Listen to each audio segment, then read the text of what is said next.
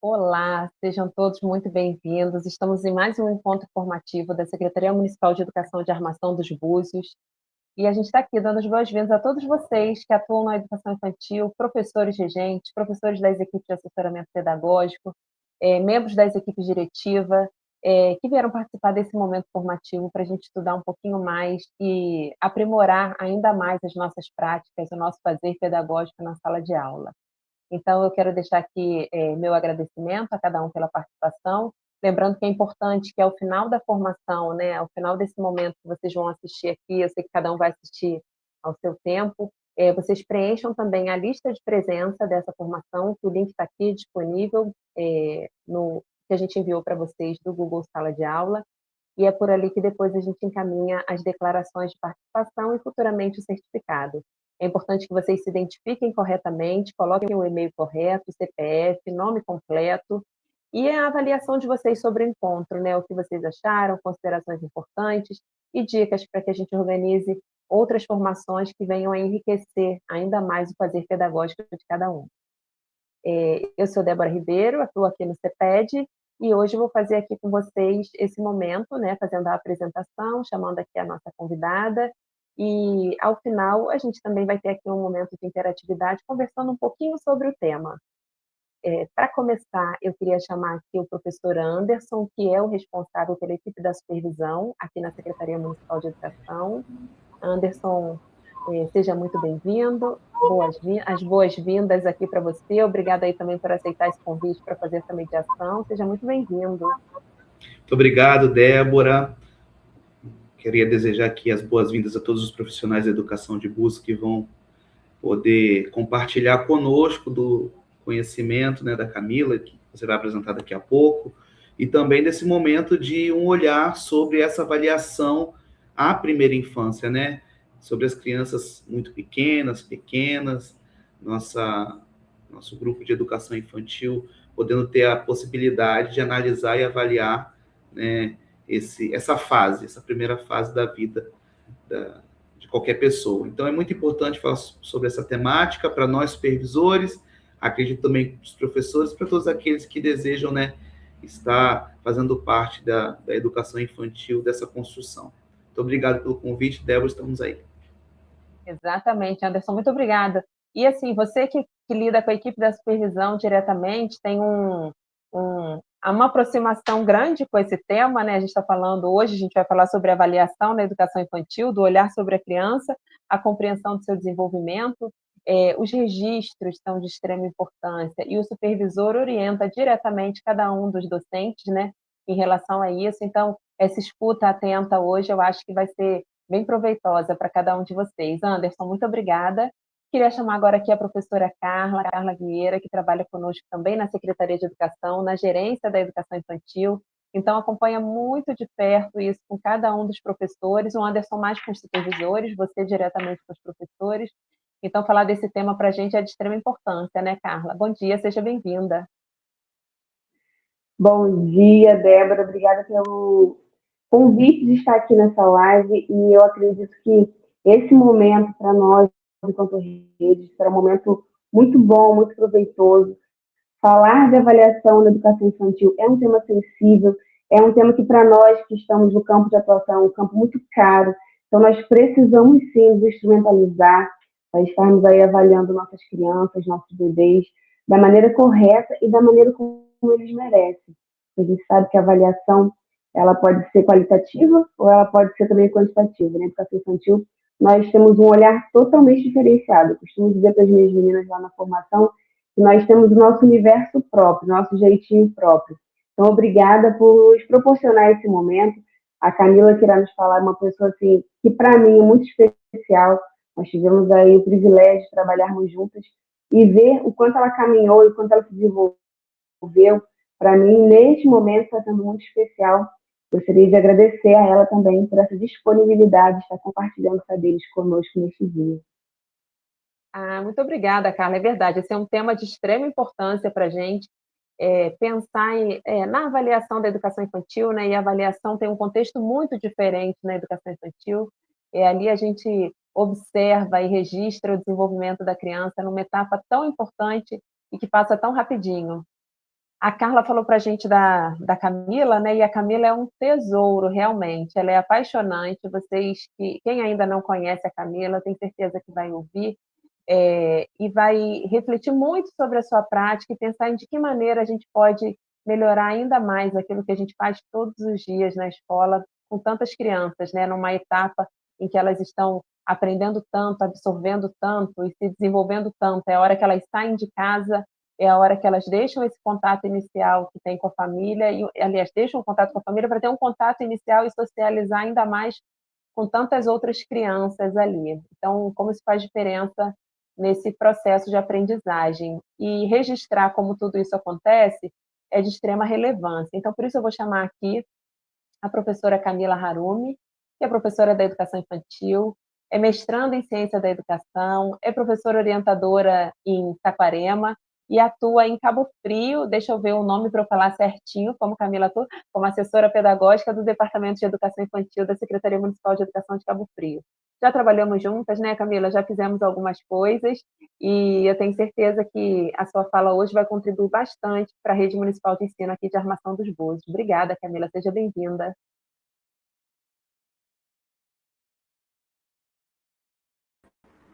Obrigada, Débora. Bom dia a todos. Eu fiquei muito feliz com o convite da Débora, porque, como ela colocou, falar de educação infantil é algo que eu gosto muito, de estar nesse espaço, pensar sobre isso. A gente nunca tem receitas prontas, a gente nunca tem ali, né, quem dera tivéssemos um manual, mas é justamente nesse movimento de conversar, de pensar, de refletir, de repente ouvir um posicionamento diferente, que a gente vai ressignificando aí nossas práticas, né? Eu atuo lá em Saquarema como orientadora pedagógica, mas lá eu trabalhava como professora nessa unidade, então são 9 anos ali diretamente com as crianças e acompanhando essa evolução e percebendo também que esse contexto se modifica, né? Então, a criança que eu tinha lá quando eu iniciei em 2017 na creche é outra, hoje é outra. E muito interessante, me chamou a atenção quando a Débora falou assim, a nossa proposta inicial é falar sobre avaliação. Eu achei o máximo estar abordando esse tema logo no início, porque às vezes a gente tem a ideia de que a avaliação é algo no final, né? A avaliação é que ela é processo, né? É uma etapa final de tudo depois que aconteceu. E hoje a gente percebe que a gente está quebrando justamente essa ideia, porque a avaliação é algo contínuo. Então é ótimo já iniciar falando sobre isso, que a gente já vai calibrando o nosso olhar aí para quando a gente for, né, no nosso, desenvolvendo o processo da aprendizagem das crianças. Muito bom, Camila, é isso, é pensar em avaliação como processo e não como fim, porque muitas vezes é o que acaba acontecendo nos diferentes segmentos da educação básica. Então, o professor ter esse olhar, como você usou essa expressão, calibrado já no começo, ele vai ter uma percepção diferente dos seus alunos, né, enquanto ele promove as atividades, enquanto ele observa cada um dos desenvolvimentos diários ali, eu nem falo o desenvolvimento, coloquei no plural mesmo, porque são muitos no dia a dia da escola. Então, eu vou sair aqui da tela, vou ficar aqui pelos bastidores acompanhando, a gente vai colocar sua apresentação, fique à vontade, e os professores que estão assistindo, né, que vão assistir essa gravação em momentos diferentes também, coloquem depois no formulário as impressões de vocês sobre esse encontro, que a gente depois vai repassar para a professora Camila também. Camila, muito obrigada, Anderson e Carla, que já estão nos bastidores também, deixo aqui meu agradecimento. A equipe do CEPED, porque ninguém faz nada sozinho, vocês estão me vendo aqui na tela, mas tem a equipe do CEPED por trás dessa ação aqui acontecendo, então deixo aqui meu agradecimento a todos, e daqui a pouquinho, ao final da apresentação, eu volto para a tela. Obrigada, Camila, seja bem-vinda mais uma vez. Obrigada, Débora. Pode colocar. Bom, então, como as meninas falaram, né, Anderson colocou, hoje a gente inicia falando sobre a avaliação na educação infantil, do olhar sobre a criança, a compreensão do seu desenvolvimento. Porque antes da gente discutir propriamente da avaliação, a gente precisa compreender o que é educação infantil, como que a criança aprende nessa etapa, porque a forma como a gente entende esse desenvolvimento infantil, esse processo, vai ser a forma como a gente vai avaliar a criança.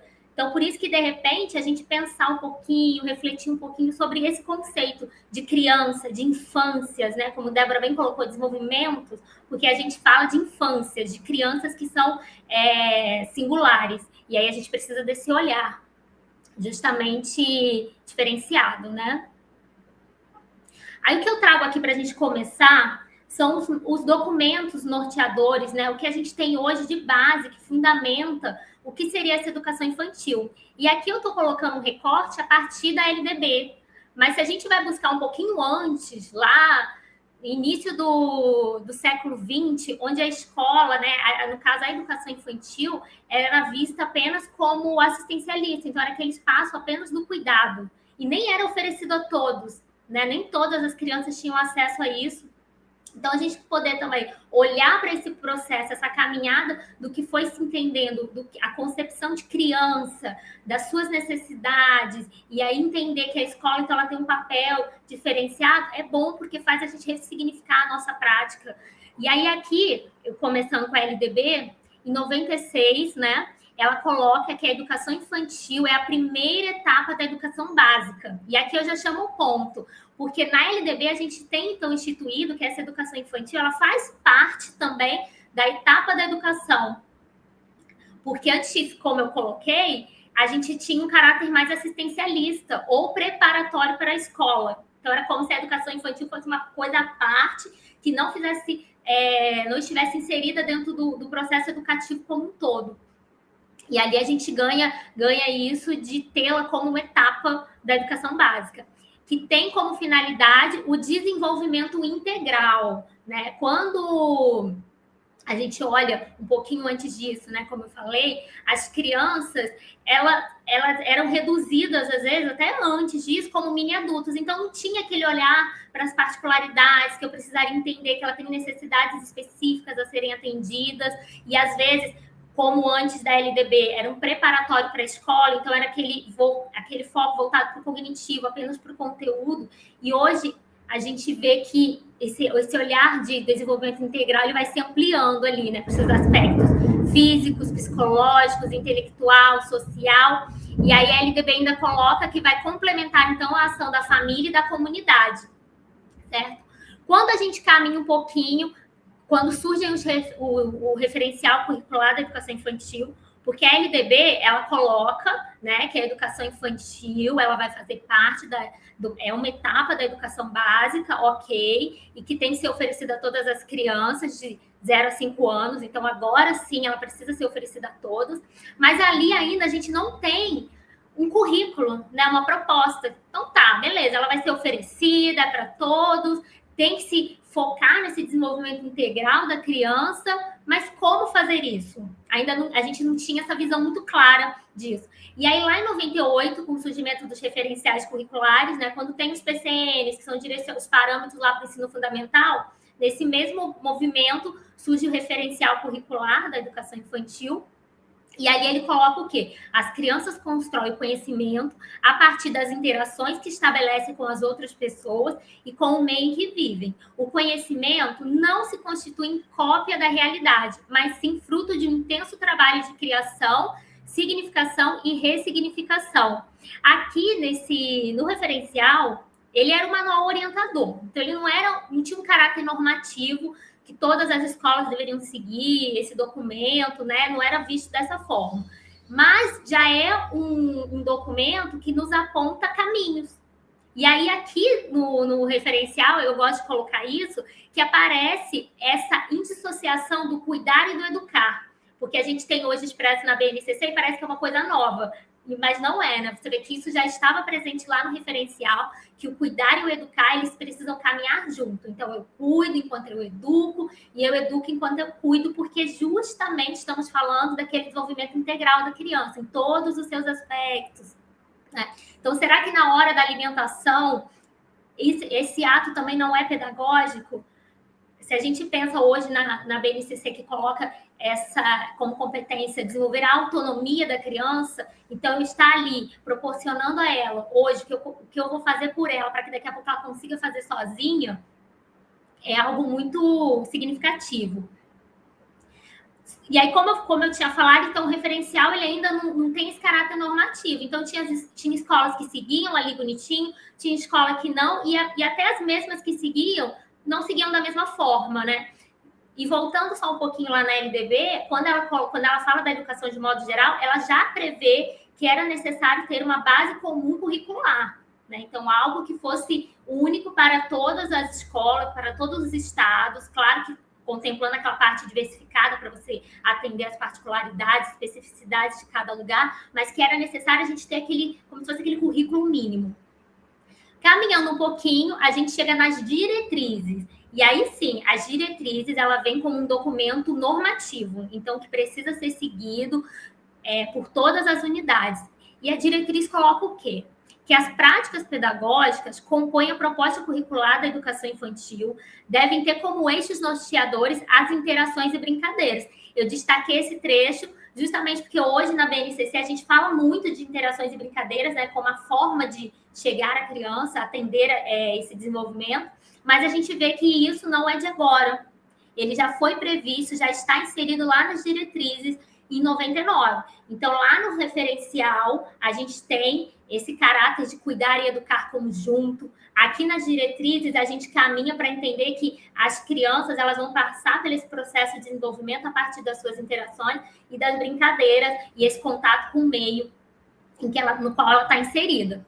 E aí, quando a gente chega na BNCC, que a BNCC ela vai considerando todos esses outros documentos anteriores, né? Muitas vezes a gente tem a ideia de que surgiu a BNCC, eu vou deixar os outros para lá, mas não, são válidos. A diretriz, inclusive, ela é normativa, a gente precisa seguir o que está ali, e tudo que a gente tem na BNCC hoje está lá na diretriz também, de alguma forma. Até os campos de experiência, a forma como esse trabalho vai acontecer, de repente com outra nomenclatura, mas já direciona, então, essas áreas do conhecimento, né? E na BNCC a gente tem o seguinte, que ela contempla 6 direitos de aprendizagem e o desenvolvimento asseguram na educação infantil as condições para que as crianças aprendam em situações nas quais possam desempenhar um papel ativo, em ambientes que as convidem a vivenciar desafios e a sentirem-se provocadas a resolvê-los, nas quais possam construir significados sobre si, sobre os outros, sobre o mundo social e natural. Então, a BNCC vem fazendo, né, essa caminhada do que tinha no referencial, do que tinha nas diretrizes, e hoje ela amarra e coloca isso para a gente de uma maneira mais clara. E outro ponto que é interessante, que ela coloca que a criança ela tem 6 direitos de aprendizagem. O ECA, né, quando surge o ECA, ele coloca que a criança é um sujeito de direito. Que legal, é um sujeito de direito. Mas ainda não tinha muito claro dentro do campo da educação o que seria, né? Quais seriam esses direitos. E a BNCC, além de nos apontar quais são esses direitos, ela diz que eles precisam ser garantidos. Então, todo o trabalho na educação infantil, tudo que a gente vai pensar de proposta, até mesmo para atender os campos, ele vai ser dentro de uma perspectiva que eu preciso considerar o direito da criança. A gente vai ver ali mais à frente, muito aquele direito de participar, conviver, né? Que isso precisa estar contemplado na minha prática. Isso faz parte. Então, o olhar da educação infantil, ele vai contemplando isso aí. E aqui, eu trago mais propriamente a BNCC, que é o documento hoje que a gente mais utiliza para dar conta, né? Dizer assim, dar conta das nossas demandas enquanto desenvolvimento no espaço da escola. E só sintetizando, resumindo, a finalidade que a gente tem ali seria o desenvolvimento integral. E quando a gente fala de desenvolvimento integral, um termo tão pequenininho, mas que carrega tanto significado, porque essa primeira infância, mais à frente eu vou trazer contribuições teóricas, até da neurociências também, a gente percebe que nesse primeiro momento, em termos de quantidade, né, de desenvolvimento, a gente tem um boom, né? Tem realmente algo muito grande.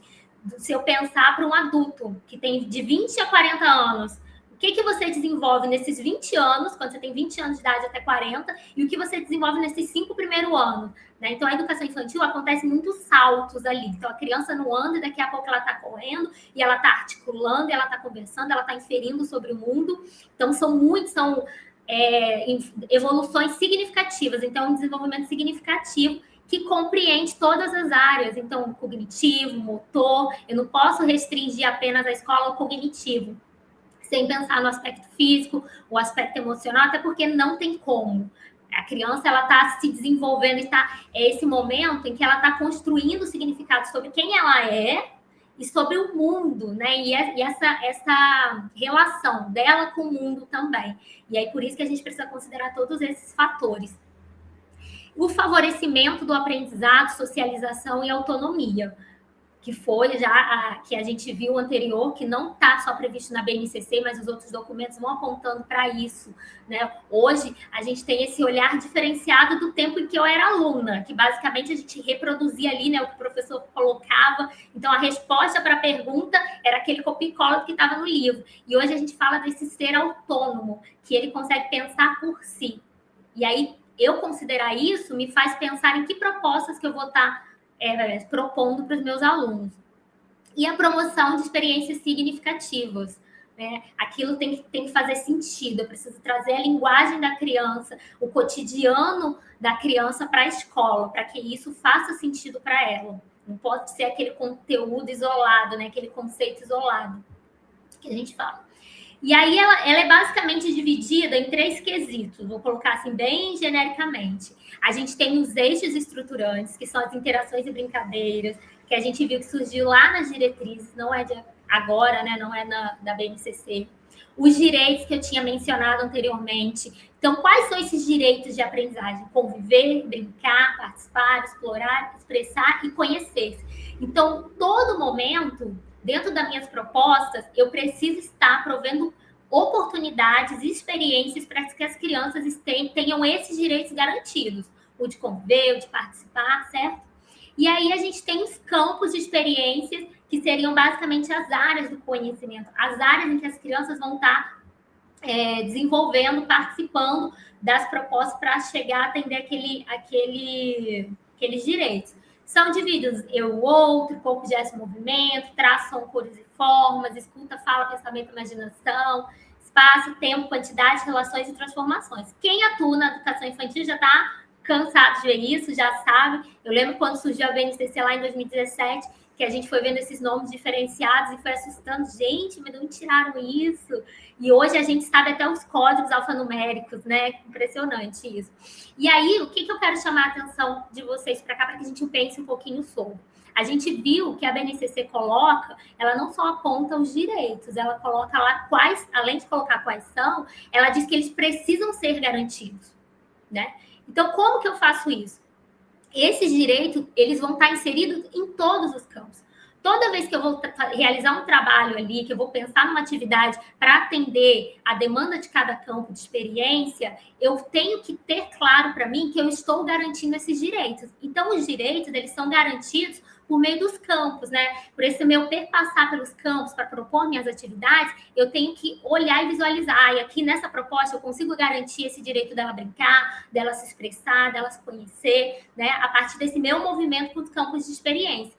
E a proposta em si, né, a atividade que a gente fala, ela vai acontecer sempre com base nos eixos estruturantes, que são justamente as interações e as brincadeiras. Então, só de a gente olhar aqui, a gente consegue visualizar como que se dá, né? Como que aconteceria, então, esse processo de aprendizagem na educação infantil. Eu quis trazer esses recortes e pegar os documentos que a gente tem e tentar esmiuçar um pouquinho da BNCC para que a gente amplie nossa concepção de educação infantil, né? Dessa etapa que é tão significativa e que tem necessidades específicas a serem atendidas.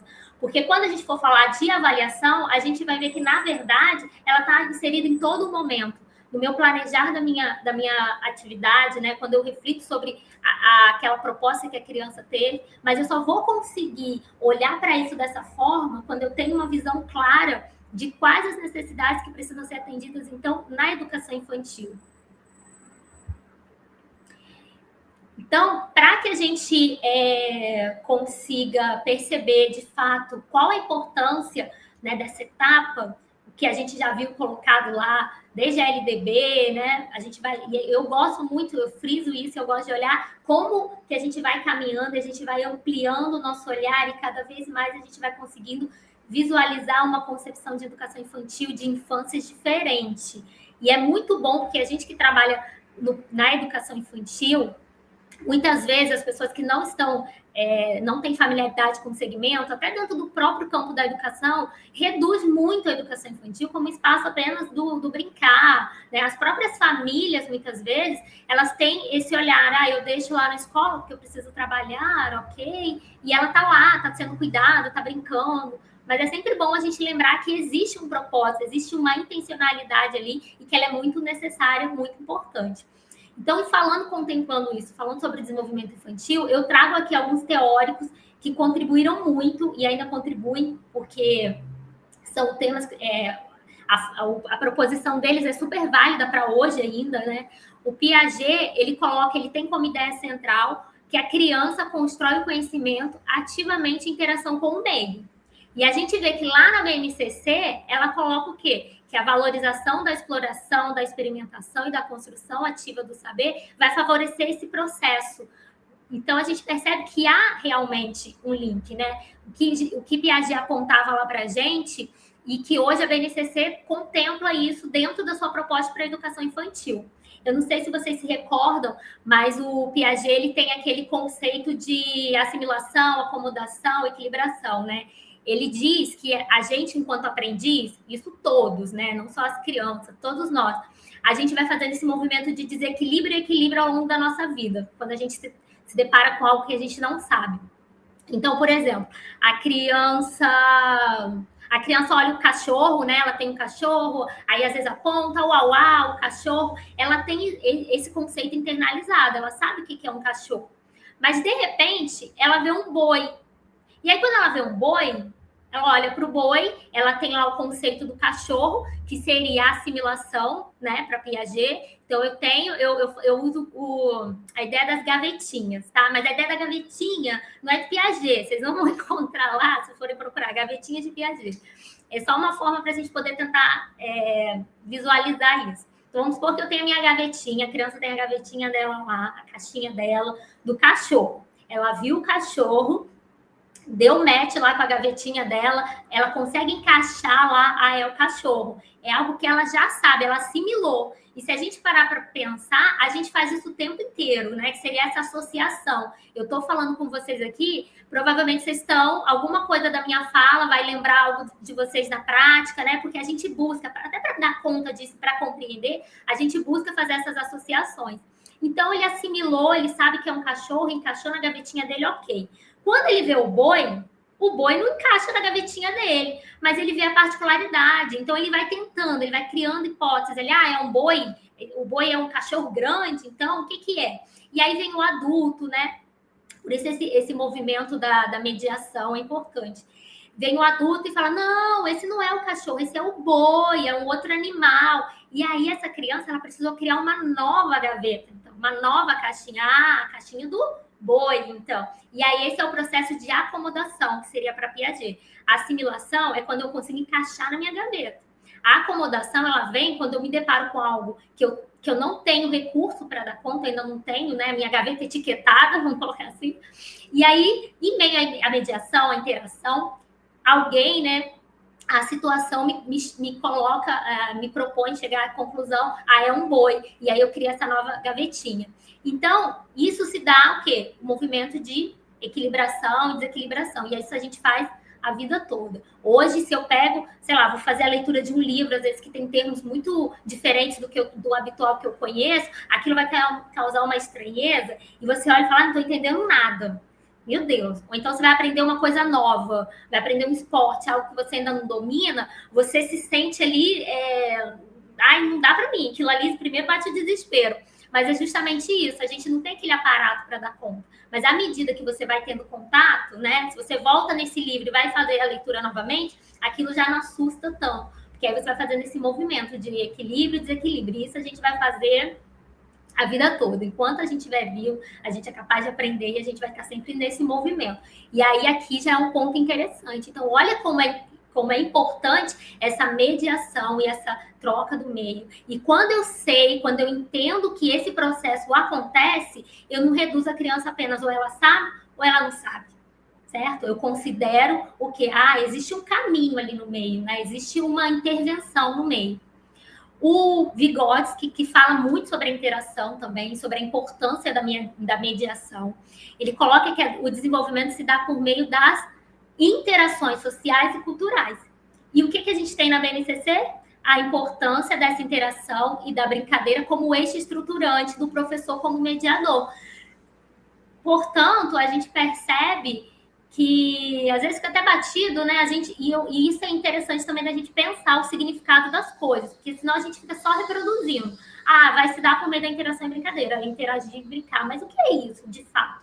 E aí, Vygotsky, ele tem aquele conceito do ZDP, a Zona de Desenvolvimento Proximal, né? Que ele diz o quê? Que a criança, existe o que ela sabe fazer, né, que seria essa zona de desenvolvimento real, então o que eu consigo fazer.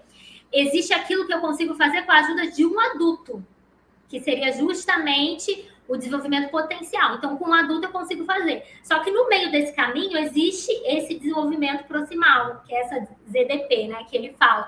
Então, eu preciso considerar isso também. Vocês veem que tem a ver com o que a gente viu anteriormente do Piaget. Esse intervalo ele precisa ser considerado.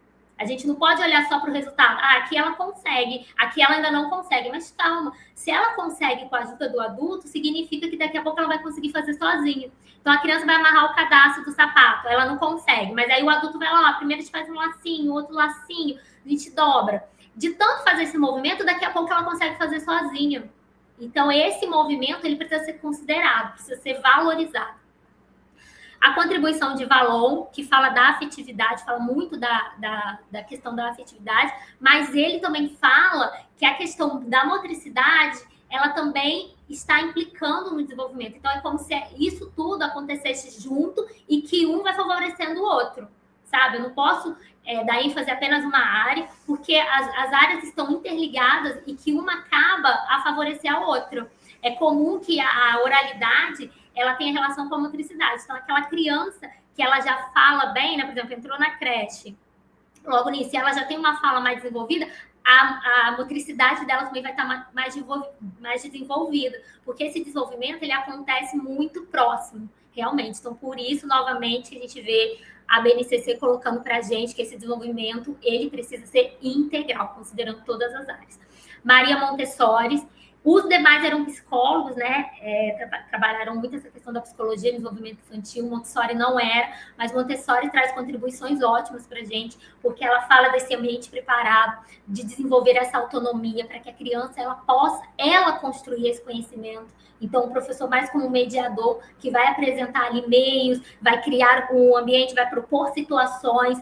Lembra que a gente viu a questão de situações, problemas, e isso daí vai fazendo a criança pensar para dar conta daquilo ali, daquele ambiente.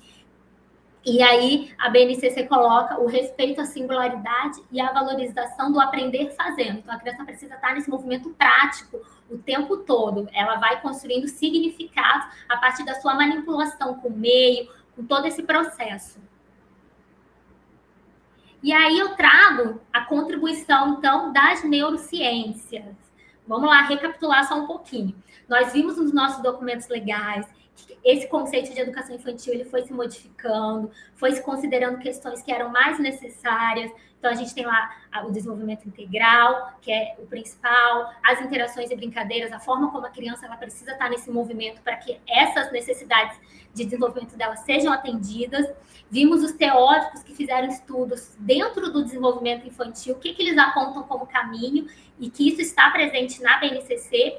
E agora eu trago as contribuições das neurociências, que é um campo novo, né? Então, as neurociências, ela tem um boom lá na década de 90, e agora a gente tem muitos teóricos que fazem esse trabalho articulado entre neurociência e educação. Porque se eu tenho uma ciência que me dá meios para que eu compreenda como que tudo isso acontece, né, organicamente, como que acontece esse aprendizado, como que acontece esse desenvolvimento, por que a educação não vai se favorecer disso? Para que a gente possa, então, ampliar nosso fazer. E aqui eu trouxe recorte de algum desses teóricos que eu falei com vocês. Entre o nascimento e os 4 anos de idade que o desenvolvimento cerebral da criança ocorre de forma mais intensa. onde, em comparação com o cérebro do adulto, chega a crescer mais de 80%. Né? Eu tinha falado logo no início dessa diferença, desse salto que há no desenvolvimento infantil, né, nessa primeira etapa, e depois, quando a gente está adulto, a gente vai se modificando, vai se transformando, vai se desenvolvendo mais, mas essa primeira infância, ela é esse marco. Mais à frente eu vou falar sobre essa questão das conexões neurais, e justamente desse boom ali que temos. Roberto Lente, ele é brasileiro, e ele faz um trabalho muito bom falando sobre educação e neurociência. E, segundo ele, existem períodos que são caracterizados como intervalos em que os mecanismos de plasticidade cerebral estão especificamente ativos e mais suscetíveis a receber estimulações adequadas provenientes do ambiente. E será que ele está falando de que período? Que período seria esse? Justamente na educação infantil. Então, é uma etapa em que eu preciso estar favorecendo certos movimentos ali, considerando o desenvolvimento da criança. Então, será que seria reduzir apenas ao conteúdo? Ele consegue, ele não consegue, ele conta até 10 ou não conta? Será? Então, para a gente ir pensando sobre. E esses períodos são caracterizados como janelas de oportunidades, em que o cérebro é mais receptivo a determinados estímulos. Aproveitar essas fases com interações, brincadeiras, música, linguagem e movimento potencializa o aprendizado. Olha só como é que uma coisa ali vai complementando a outra realmente, né? A aprendizagem ocorre quando experiências promovem alterações nas conexões entre os neurônios, modificando a forma como o cérebro responde aos estímulos do ambiente. Então, voltando ali nas caixinhas de Piaget, quando ele fala que eu me deparo com algo que eu não sei e eu preciso dar conta daquilo ali, o que será que está acontecendo aqui? Eu estou justamente fortalecendo, então, as minhas conexões, né, dos neurônios, que são as células que a gente tem, as células neuronais. Então, esse movimento na educação infantil propriamente dito é que vai me dar base para, de repente, dar conta de demandas que eu vou ter lá no ensino fundamental. Então, por isso que é sempre bom a gente repensar e refletir. Será que seria um preparatório para o fundamental? Será? Ou será que eu tenho um desenvolvimento mais amplo, né, mais holístico da criança, para que ela vá criando ali seu repertório e quando ela tiver contato lá no ensino fundamental, ela ter base para aquilo, né? Aí aqui ainda sobre desenvolvimento infantil e neurociência, eu falei anteriormente que a gente tem aquele boom, né, nas conexões nessa primeira fase. Essa primeira parte, que parece um emaranhado de fios, são as nossas sinapses. As sinapses, elas são justamente as conexões, né? A conversinha de um neurônio com o outro. Porque para eu passar, para essa informação se consolidar, para a memória, né, se fixar, eu preciso que esse neurônio ele vá fazendo conversinhas, então que ele vá se ligando a outros. E a gente tem, então, aqui no nosso sistema central e tem também no periférico. Então, quando eu penso, eu quero pegar um copo, é como se o meu neurônio do sistema nervoso central se comunicasse com o periférico, que são dos membros, e falasse, você vai esticar a mão, vai pegar esse copo, isso tudo muito rápido. Mas é justamente esses movimentos que vão acontecendo ali. Então, essa ligação, essa conversinha, para que a gente dê conta do meio, do ambiente. E aqui, se a gente for olhar nesse período de 6 meses até 6 anos, olha como é que isso é tão intensificado, como que isso é tão fortalecido. Porque a criança, ela está se deparando com N situações que ela não conhece, N coisas para ela dar conta, né? Várias situações que ela ainda está aprendendo, está considerando, está construindo significados sobre si, sobre quem é o outro. Porque até um ano e pouco, 2, ela está naquela fase egóica, ela ainda nem percebe o outro. E aí, por que é necessário, de repente, eu entender isso?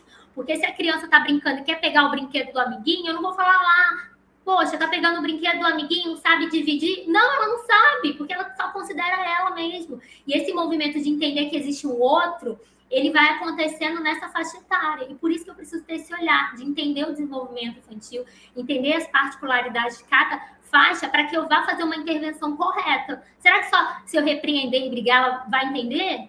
Claro, vai ter significado. Né? Ela precisa fazer esse processo de entender que existe o outro. E aí a gente tem até na BNCC o campo, o eu, o outro e o nós. Isso vai sendo criado, vai sendo construído justamente nessa faixa etária. Então, voltando aqui para o nosso emaranhado de fios, ela vai estar fazendo essas conexões para dar conta disso. E esse período tão amplo só acontece aqui na educação infantil, certo? E aí a gente viu anteriormente também que o Roberto Lente falou que a gente tem uma maior maleabilidade cerebral para fazer a plasticidade. O que seria a plasticidade neural? Então, até pouco tempo, acreditava-se que a gente nascia com uma quantidade de neurônio e que ele morria. Acabou, aprendeu, não aprendeu. Hoje há estudos que já mostram que não, que nosso corpo lindo, maravilhoso, né, que tudo funciona muito bonitinho, integrado, existe uma lógica perfeita aí por trás, ele consegue fazer essa plasticidade, que é justamente outras áreas irem se articulando para dar conta daquilo ali. Então, olha que beleza, a gente é capaz de aprender tudo a qualquer momento, né? Dadas as intervenções corretas, as mediações adequadas, e aí a gente vai considerar a particularidade, a singularidade de cada um, a gente consegue aprender. Olha que beleza, né? Aí eu trouxe aqui um experimento da Raene. E aí, nesse aquário dos ratinhos, a gente tem 2 ambientes. Lembra que a gente viu que Montessori fala lá do ambiente preparado? É basicamente isso aqui. E um quadrinho, eu tenho um aquário que tem 2 ratinhos, que tem uma água, uma comida. O que eles precisam fazer de esforço? O que tem nesse ambiente? A gente pode chamar de um ambiente pobre, né? Ele vai andar para lá, para cá, ele vai comer, vai ver o outro ratinho. E logo abaixo dessa imagem, a gente tem ali a sua conexão neural. Lembra a conversinha? Porque quando eu vou me dando conta de outras coisas, eu vou fazendo ligações, essas ligações neurais, né? Para poder articular o conhecimento, construir esse conhecimento. E ali está pobre, porque é um ambiente que não me desafia. Olha bem essa palavra. É um ambiente que não me provoca, não me desafia. Eu andei, eu comi, eu voltei, não tem muito.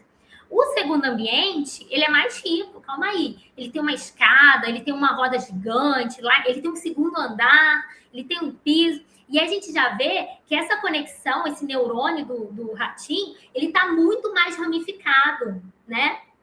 Ou seja, ele precisou fazer esse movimento de plasticidade, desenvolver outras áreas para dar conta daquele ambiente. Então, calma aí, eu vou subir uma escada, nunca vi isso, como é que eu subo essa escada? Vou colocar a pata, depois a outra, ele vai testando hipóteses ali para poder dar conta daquele ambiente. E é isso que a criança faz, a gente faz o tempo inteiro. Só que nessa faixa etária, isso está muito mais maleável, isso está muito mais propício, está muito mais aberto. Lembra que a gente viu que tem os períodos críticos, períodos sensíveis, a própria aquisição da linguagem nessa primeira etapa. A criança ela precisa estar inserida no meio onde as pessoas conversam, onde os adultos, né, na escola, então vai cantar muita música, porque ela vai desenvolver essa oralidade. De repente, se é uma criança que só vai entrar lá no pré. Hoje a gente ainda tem a garantia da criança entrar na escola, né, como direito, uma obrigação de estar na escola aos 4 anos.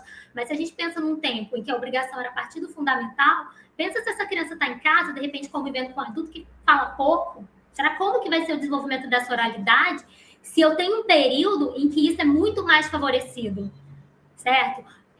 Se eu for tentar hoje, não falo inglês, vou entrar num cursinho, eu vou conseguir? Vou, com uma dificuldade maior, mas vou conseguir. Só que ainda assim, vão ter fonemas que eu não vou conseguir pronunciar. Você ouve o que a pessoa está falando, isso é muito impressionante, né? Você ouve o que a pessoa está falando e você não consegue reproduzir aquilo ali, porque nessa faixa etária, nessa fase, a gente tem uma abertura maior para entender, interpretar esses fonemas, entendeu? Criar nossas gavetas lá dos fonemas. Lembra das gavetas? Então, criar as nossas gavetinhas dos fonemas. E aí, por isso, desse ambiente que seja rico para favorecer esse aprendizado.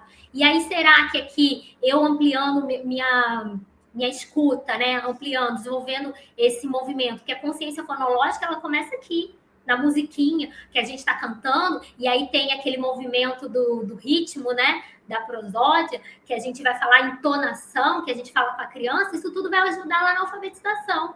Quando eu for falar sobre a diferença dos sons, se ela teve isso bem estimulado na educação infantil, por que será que a base coloca que a criança tem que estar inserida, participar de momentos e perceber ritmos diferentes? Vai favorecer lá. Então, essa preparação para o ensino fundamental não é garantir que ela vai sair reconhecendo todas as letras do alfabeto, por exemplo. Isso não vai me garantir que ela vai conseguir se alfabetizar.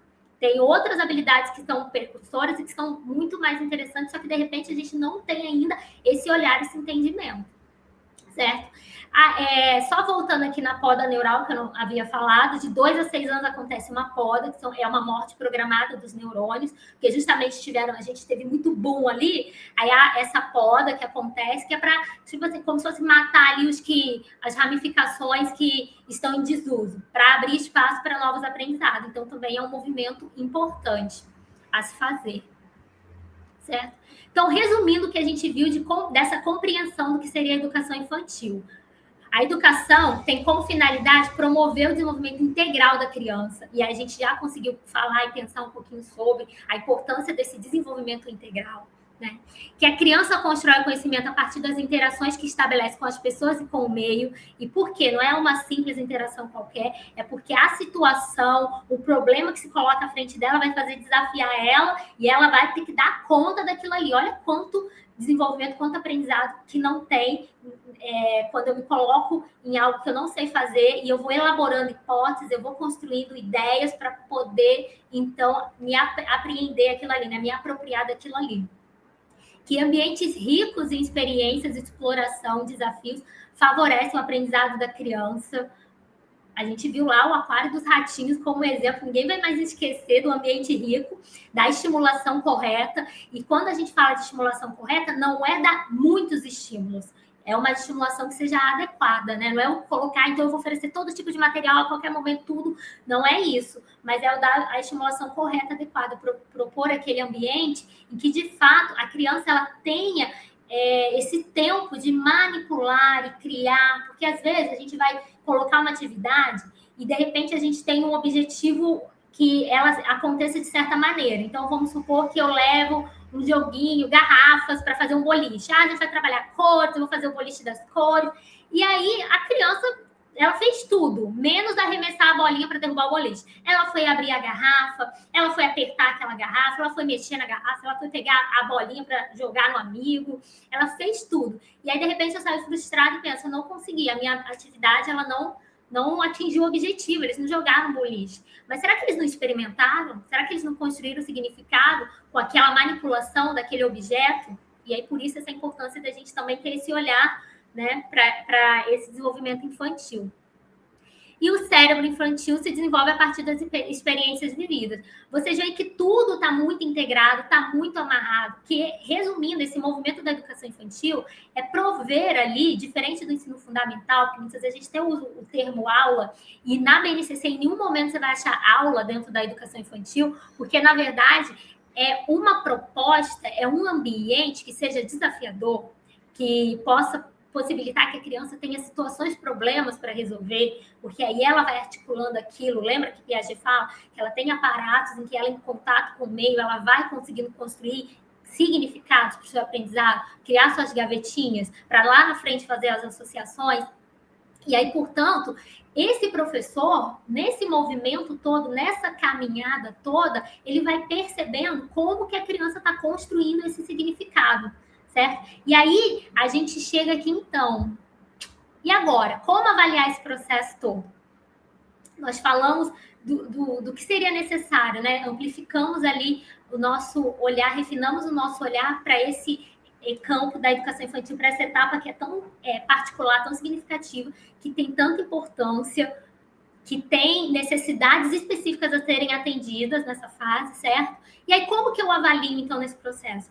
Primeira coisa que a gente precisa fazer é tirar aquele caráter de uma avaliação que é algo que acontece ao final, certo? Então, tá fechando o meu trimestre, eu tenho que preencher meus relatórios. Deixa eu pegar meus relatórios aqui e preencher isso aí. Será que se eu sentar uma semana antes de eu entregar meu relatório para o meu supervisor, por exemplo, e for preencher, o que eu vou colocar ali? Eu só vou me lembrar, vai vir na minha mente apenas o que a criança faz e o que ela não faz, certo? Eu não vou conseguir ter recursos e aparatos para pensar sobre esse processo que ela construiu, né? Como que foi a sua trajetória nesse caminho? Porque eu estou focada apenas no final. E a avaliação é justamente considerar tudo isso que a gente viu anteriormente. Todo esse meu processo de pensar a propósito, de analisar como que ele está se desenvolvendo ali, isso tudo faz parte da avaliação, certo? E aí, como lá no início eu trouxe, né? Então, dentro dos documentos teóricos, dentro dos documentos norteadores que a gente tem, o que seria a educação infantil, eu trago aqui esses mesmos documentos para nos responder o que seria avaliar na educação infantil. Então, lá no referencial, que ainda era aquele manual orientador, ainda não era obrigatório, lembram? Ele fala o quê? Que a avaliação na educação infantil deve se dar por meio da observação e do registro das atividades das crianças, sem o objetivo de promoção. Eu até deixei frisado a palavra observação, porque observação requer também uma intencionalidade porque eu estou observando. Né? Então, eu tenho que estar com isso apurado ali. Eu posso, de repente, dentro do meu planejamento, quando eu planejo a minha ação, eu colocar perguntas guias. Então, o que eu quero concluir com isso? O que eu quero olhar com isso? E nunca pergunta o que ele conseguiu, sim ou não. Mas a pergunta como está acontecendo isso. Porque quando eu já vou para a proposta com esse olhar direcionado para isso, eu vou estar percebendo como que a criança está elaborando. E aí eu vejo também que João faz de um jeito, Maria faz de outro. Olha as possibilidades que eles estão criando. Lembra que eles se deparam com aquela situação e eles precisam dar conta daquilo ali. E cada um vai do seu jeitinho dar conta. Isso que é muito lindo, é muito rico na educação infantil e até desafia a gente e muitas vezes nos surpreendem, né? Às vezes você pensa uma coisa e a criança chega com uma outra e olha quanto aprendizado que é até pra gente também, né? Eu digo que a gente nunca para de aprender e as crianças têm muito a nos ensinar. As diretrizes colocam o quê? Que a observação crítica, então, novamente, reforça a ideia de que precisa acontecer por meio da observação. A observação crítica e criativa das atividades e das brincadeiras e interações das crianças no cotidiano. Então, a avaliação a todo momento vai considerar esse caráter. Mas aí tá, então é avaliar, é observar. E observar para quê? Né? Se eu observar, vou observar para quê? Eu vou observar justamente para compreender como que a criança está articulando com a proposta, como que ela está conseguindo dar conta daquilo e construir aquilo ali, para justamente que eu reflita sobre a minha prática. Porque, na verdade, isso, de modo geral, a avaliação, ela tem que servir para subsidiar o nosso trabalho, para nos dar uma devolutiva sobre como a gente vai conduzir o processo. É como se fosse aquele recalcular a rota, né? Então, eu coloquei no meu GPS, estou em Cabo Frio, quero chegar a Búzios, né? O que eu vou fazer? Aí, do nada, estou lá seguindo meu trajeto bonitinho, tem uma obra, aquela rua está impossibilitada de passar e eu vou fazer um desvio. Mas o meu destino ainda é Búzios, certo? O que eu vou precisar fazer? É recalcular essa rota. Eu vou trocar, vou virar para cá, vou fazer alguma outra coisa. É assim também na educação infantil. Então, esse movimento do professor está em constante observação para que ele possa repensar, refletir sobre a sua prática, certo? Então, se eu já percebo que a criança aqui, ela não está conseguindo meios, lembra que ela tem esses meios dentro dela. A gente só precisa achar aquela forma com que vai favorecer isso. Então, se ela não está conseguindo da forma como eu estou propondo, eu tenho que pensar uma outra estratégia para aquilo ali. E o papel da avaliação é esse, é de nos dar suporte para a gente estar todo momento repensando a nossa prática e considerando essas particularidades da criança. E na BNCC, coloco o seguinte sobre a avaliação. Por meio de diversos registros feitos em diferentes momentos, tanto pelos professores quanto pelas crianças, relatórios, portfólios, fotografias, desenhos, textos, é possível evidenciar a progressão ocorrida durante o período observado, sem a intenção de seleção, promoção ou classificações de crianças aptas e não aptas, prontas ou não prontas, maduras ou imaturas. Trata-se de reunir elementos para registrar tempo, espaço, situações que garantam os direitos de aprendizagem de todas as crianças. A gente viu o que é a educação infantil? Precisa garantir os direitos de aprendizagem. E aí, a partir dessa minha observação, eu vou conseguir também construir uma narrativa, visualizar esse processo, essa caminhada da criança. Então, é importante que o documento também, lá no final, quando a gente chega na parte do relatório, lembrando que eu não vou pegar nele uma semana antes de eu preencher, eu já vou estar considerando esse caminho, porque o que a BNCC colocou? A gente precisa de registro. Então, eu posso ter o meu diário de bordo, isso é muito importante. Lá no município, a gente trabalha com isso, porque no próprio planejamento já vem um campo de observação, avaliação. Então, ao final da minha prática, eu preciso considerar pontos interessantes, né? Marcos pontuais ali. Eu não vou destrinchar, de repente, como que foi cada criança naquela atividade.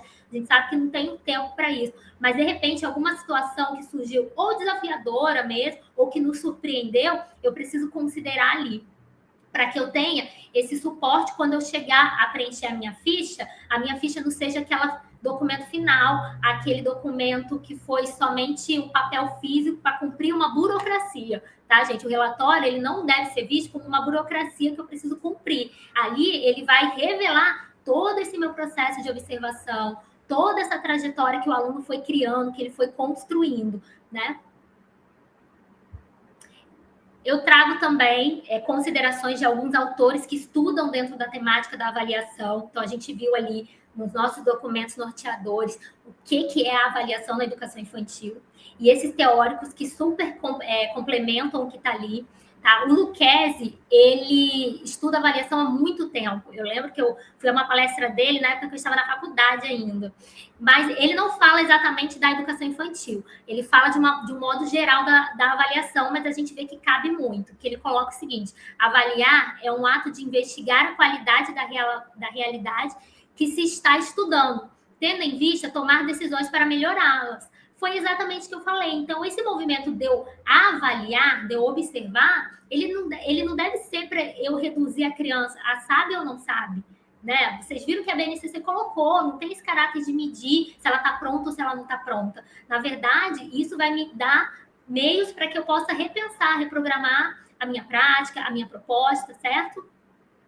A Jussara Hoffmann, ela já faz um trabalho muito bacana voltado para a educação infantil.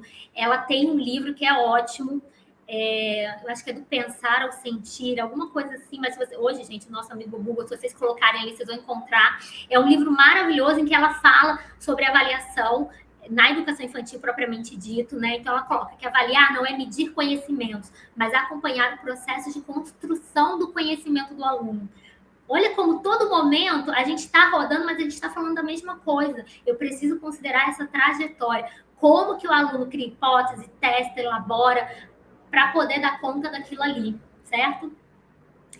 A avaliação na educação infantil deve acompanhar o processo de desenvolvimento das crianças, respeitando seus tempos, experiências, formas próprias de aprender. Aqui a Sônia Kramer coloca para a gente isso.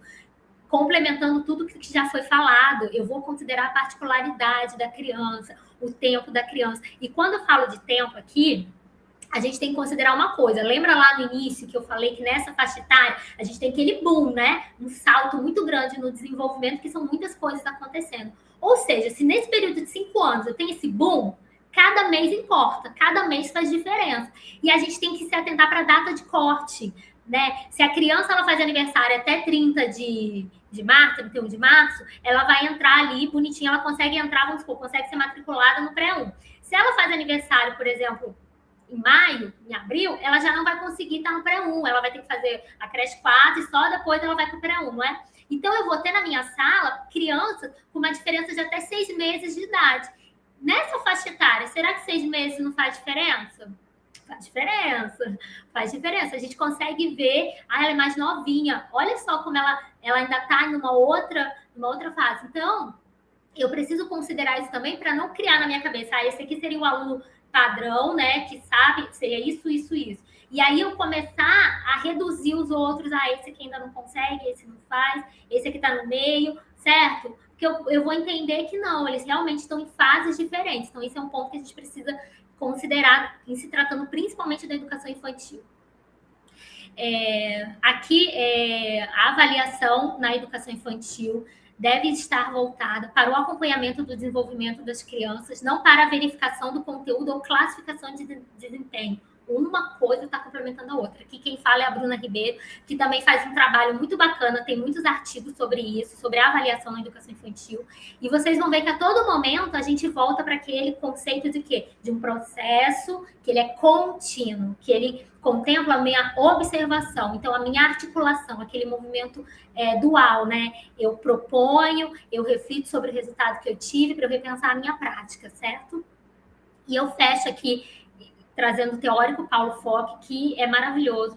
Gente, ele é maravilhoso, e não só para falar de avaliação, mas ele tem um olhar para a educação infantil muito refinado, muito respeitoso com as infâncias. Ele fez parte da construção da BNCC.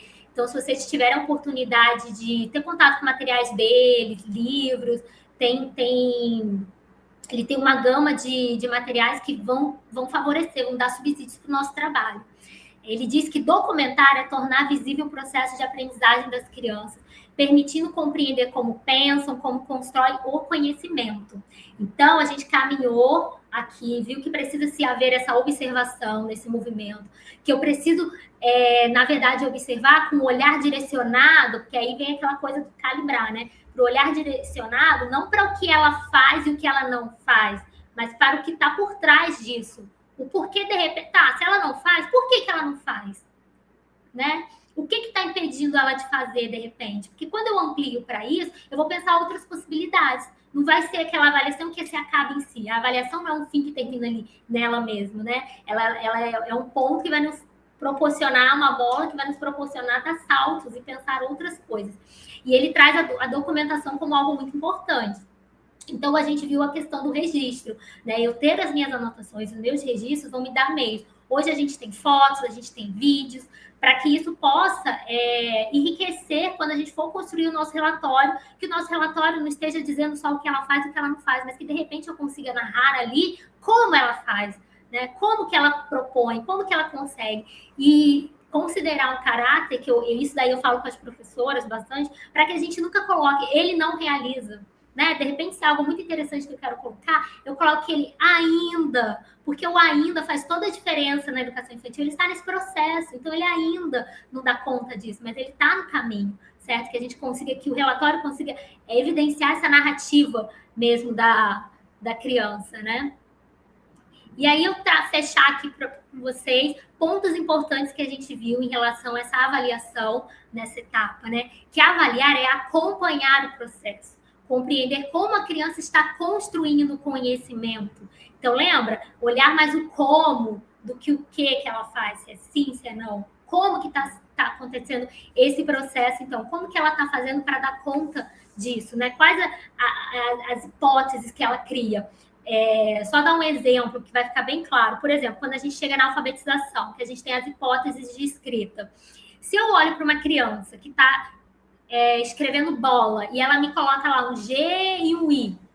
Se eu olho só, ela consegue escrever bola? Eu vou falar, não sabe. Mas se eu olho com aquele olhar do processo para compreender que fase que ela está, eu olho, nossa, olha que ganho que eu tenho. Eu tenho uma criança que ela está silábica, que ela já está conseguindo fazer essa articulação com o nosso sistema, né, alfabético. Ela já está criando as hipóteses dela para dar conta disso. Ela já percebe que as palavras elas têm segmentações. Né? Então, bola, ela já percebe que são dois fonemas, que tem duas partezinhas, dois sonzinhos, como a gente chama, dois pedacinhos. Olha que evolução para a criança. Então, olha como é diferente o meu olhar quando eu estou focada no entender o processo que há por trás do que ela me dá de resposta.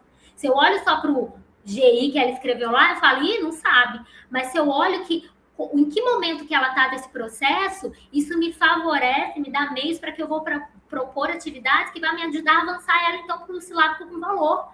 Para que ela compreenda, sim, que são dois pedacinhos bola, mas que existe um valor sonoro ali naquilo que a gente está propondo, certo? E na educação infantil é a mesma coisa. Olhar para a criança. E olha, gente, isso é impressionante. Eu acho que você fica mais apaixonado ainda quando você vai, com muito cuidado, muito respeito, analisando como a criança ela vai interagindo com o meio, construindo as suas hipóteses. É uma graça. Como ela vai interagindo com um colega, certo? Com o material para dar conta, e ela vai analisando e segura, e olha, e roda. Eu fico olhando para a criança e fico assim, gente, o que está passando na cabeça dela nesse momento? É impressionante. A importância do registro, o desenvolvimento da criança acontece de forma processual. Então, o registro permite acompanhar esse processo. Lembra? Se eu pego o relatório só no final para dar conta do que faz e o que não faz, gente, tem 20 crianças, eu só vou conseguir me lembrar disso realmente. Ah, consegue, não escreve o nome. Esse escreve o nome. O que ele faz, o que ele não faz. Quando eu tenho esses registros, eu tenho ali uma narrativa contada. E eu não preciso todo dia escrever de todas as crianças, mas eu vou ali colocando os elementos principais, aquelas situações que foram pontuais. No final, eu tenho um aporte rico e que é subsídio da minha prática também. Né? Então, conta-se sobre mim. A gente fala do aluno protagonista, mas antes desse aluno protagonista, a gente tem que falar desse professor que é protagonista também. Né? A avaliação acontece no cotidiano, das situações vividas diariamente pelas crianças, durante as brincadeiras, as interações com os colegas, a exploração de materiais, a participação nas propostas e etc. Então, é justamente isso, é nesse movimento ali, ó, é no dia a dia, a todo momento eu estou pensando, isso vai me trazer formas de ressignificar a minha prática, o meu processo, realmente, quando eu estou direcionada para isso, né?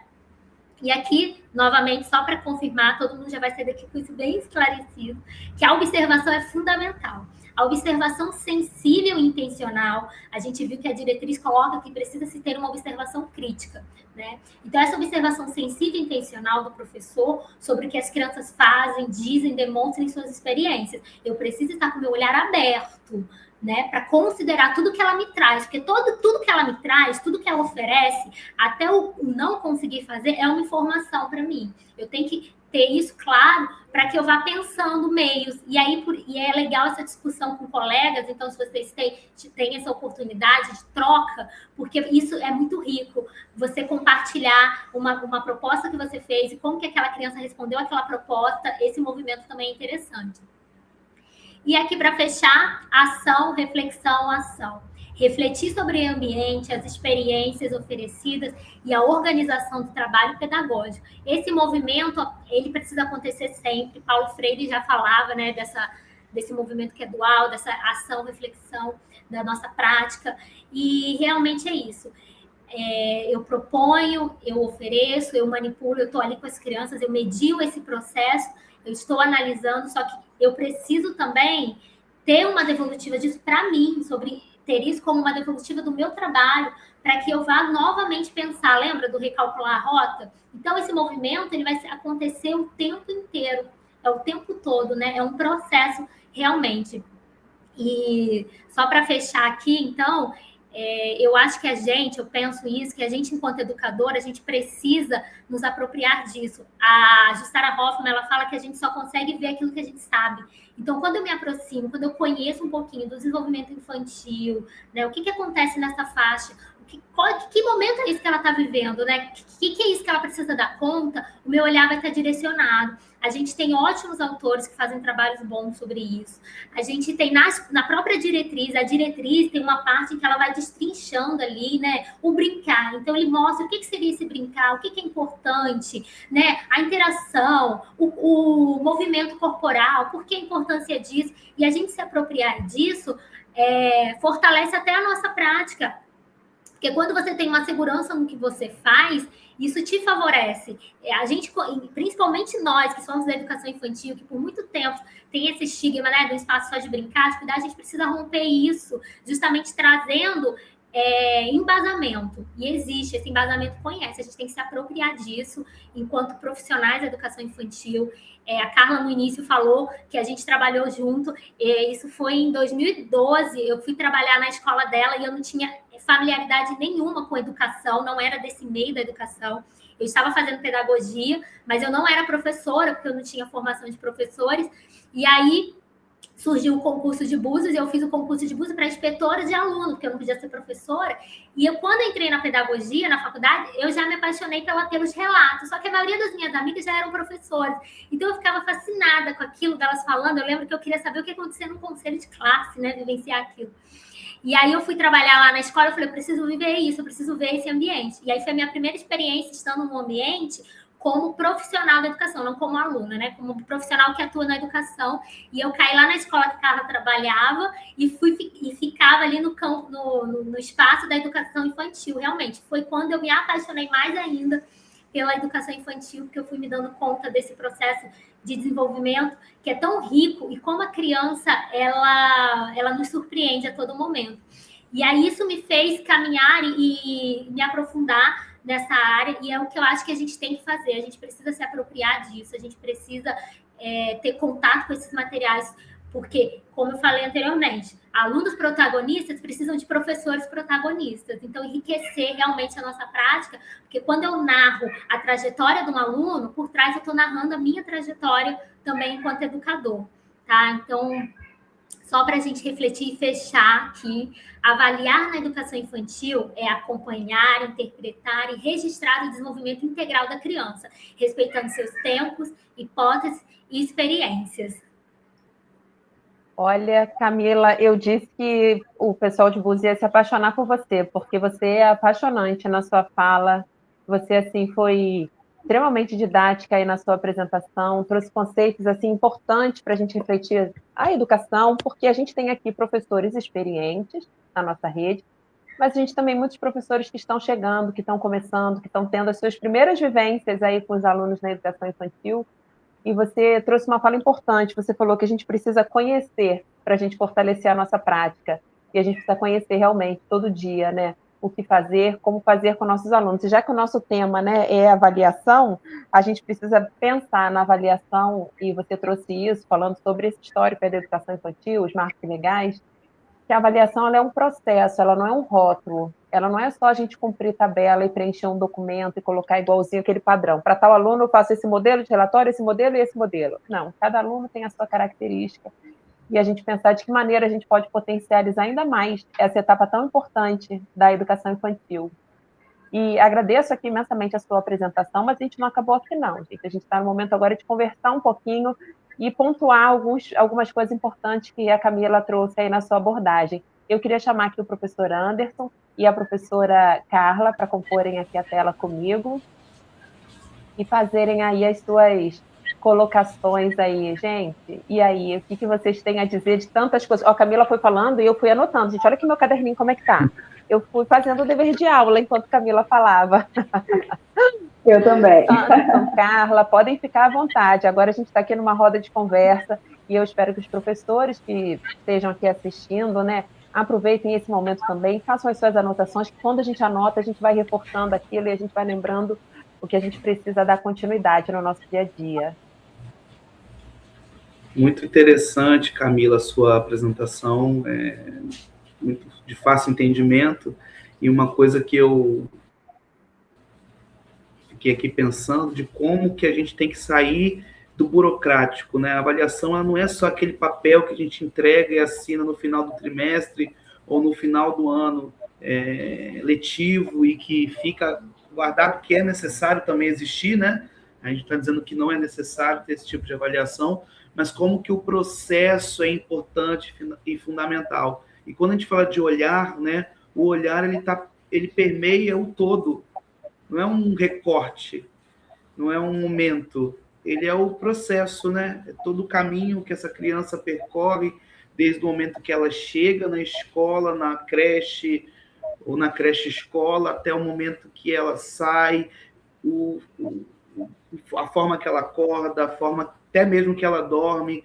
Eu acho interessante que nas creches integrais, até mesmo a inquietação durante o sono manifesta um momento daquela criança, né?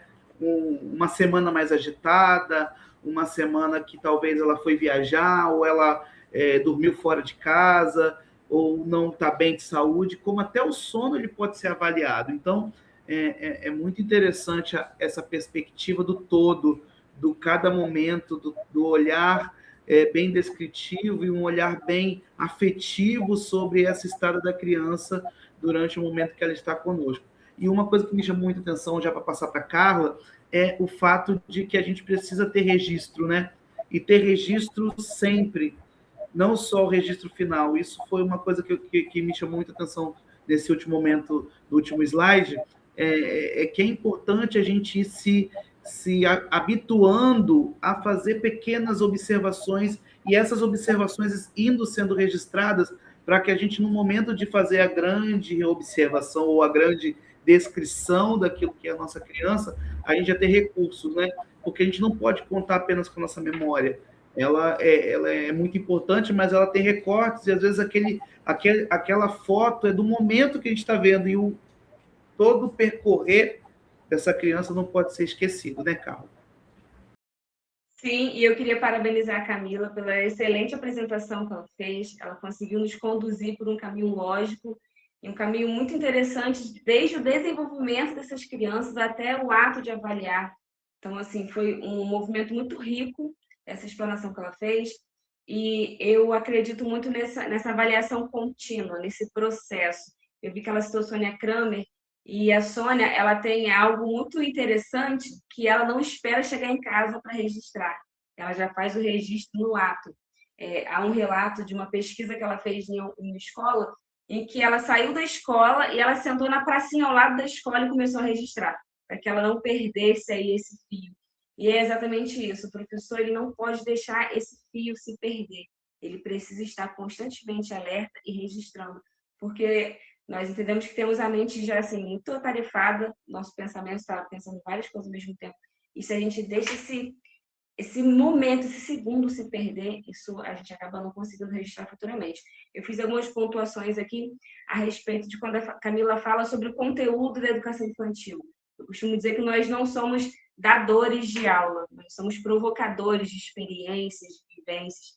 E aí, quando a gente fala de conteúdo, a gente fala muito mais sobre o nosso olhar e a nossa escuta atenta para essa criança, porque esse conteúdo ele vem dessa criança. A gente não tem um conteúdo pronto, a gente precisa estar com esse olhar intencional para entender quais os caminhos as crianças estão trilhando, para que a gente não interrompa o processo de desenvolvimento delas. E aí essa pontuação que você fez sobre esse marco de corte, eu também achei muito interessante, porque é muito comum a gente querer comparar as crianças, apesar da faixa etária. Quando a gente entende que essa individualidade dela, essa questão pessoal dessa criança, ela precisa ser respeitada e analisada de maneira singular, porque cada um de nós entende e se apropria da sua maneira. Eu posso estar falando aqui, cada um, como você disse, está entendendo a partir das experiências que traz consigo. E as crianças, elas não chegam à escola vazias, né? Elas chegam trazendo suas experiências, e essas experiências que elas trazem para esse encontro faz com que elas entendam de uma maneira, acaba sendo diferente para cada uma delas. Então, é muito interessante que a gente tenha esse olhar intencional e esteja próximo a essa criança. Desde o momento que ela chega até o horário que ela sai, esse professor ele precisa estar presente, porque como que a gente vai avaliar como a criança se desenvolve numa brincadeira se a gente não estiver dentro dessa brincadeira, não estiver próximo dessa brincadeira? Eu entendo que é uma demanda muito grande para nós, enquanto professores, estarmos o tempo todo ali nessa interação, mas é algo necessário. Às vezes, aquele momento que a gente tira para tomar o café na hora do parque e pedir para alguém olhar, é o momento que a gente perde o recorte mais importante daquele momento da interação daquela criança. Então, a gente precisa se policiar para que, como você disse, nós também sejamos protagonistas, mas não dessa atuação, mas dessa observação. A gente precisa estar atento o tempo todo. Outra questão que você pontuou aqui, que eu gostei muito, é sobre o diário de bordo.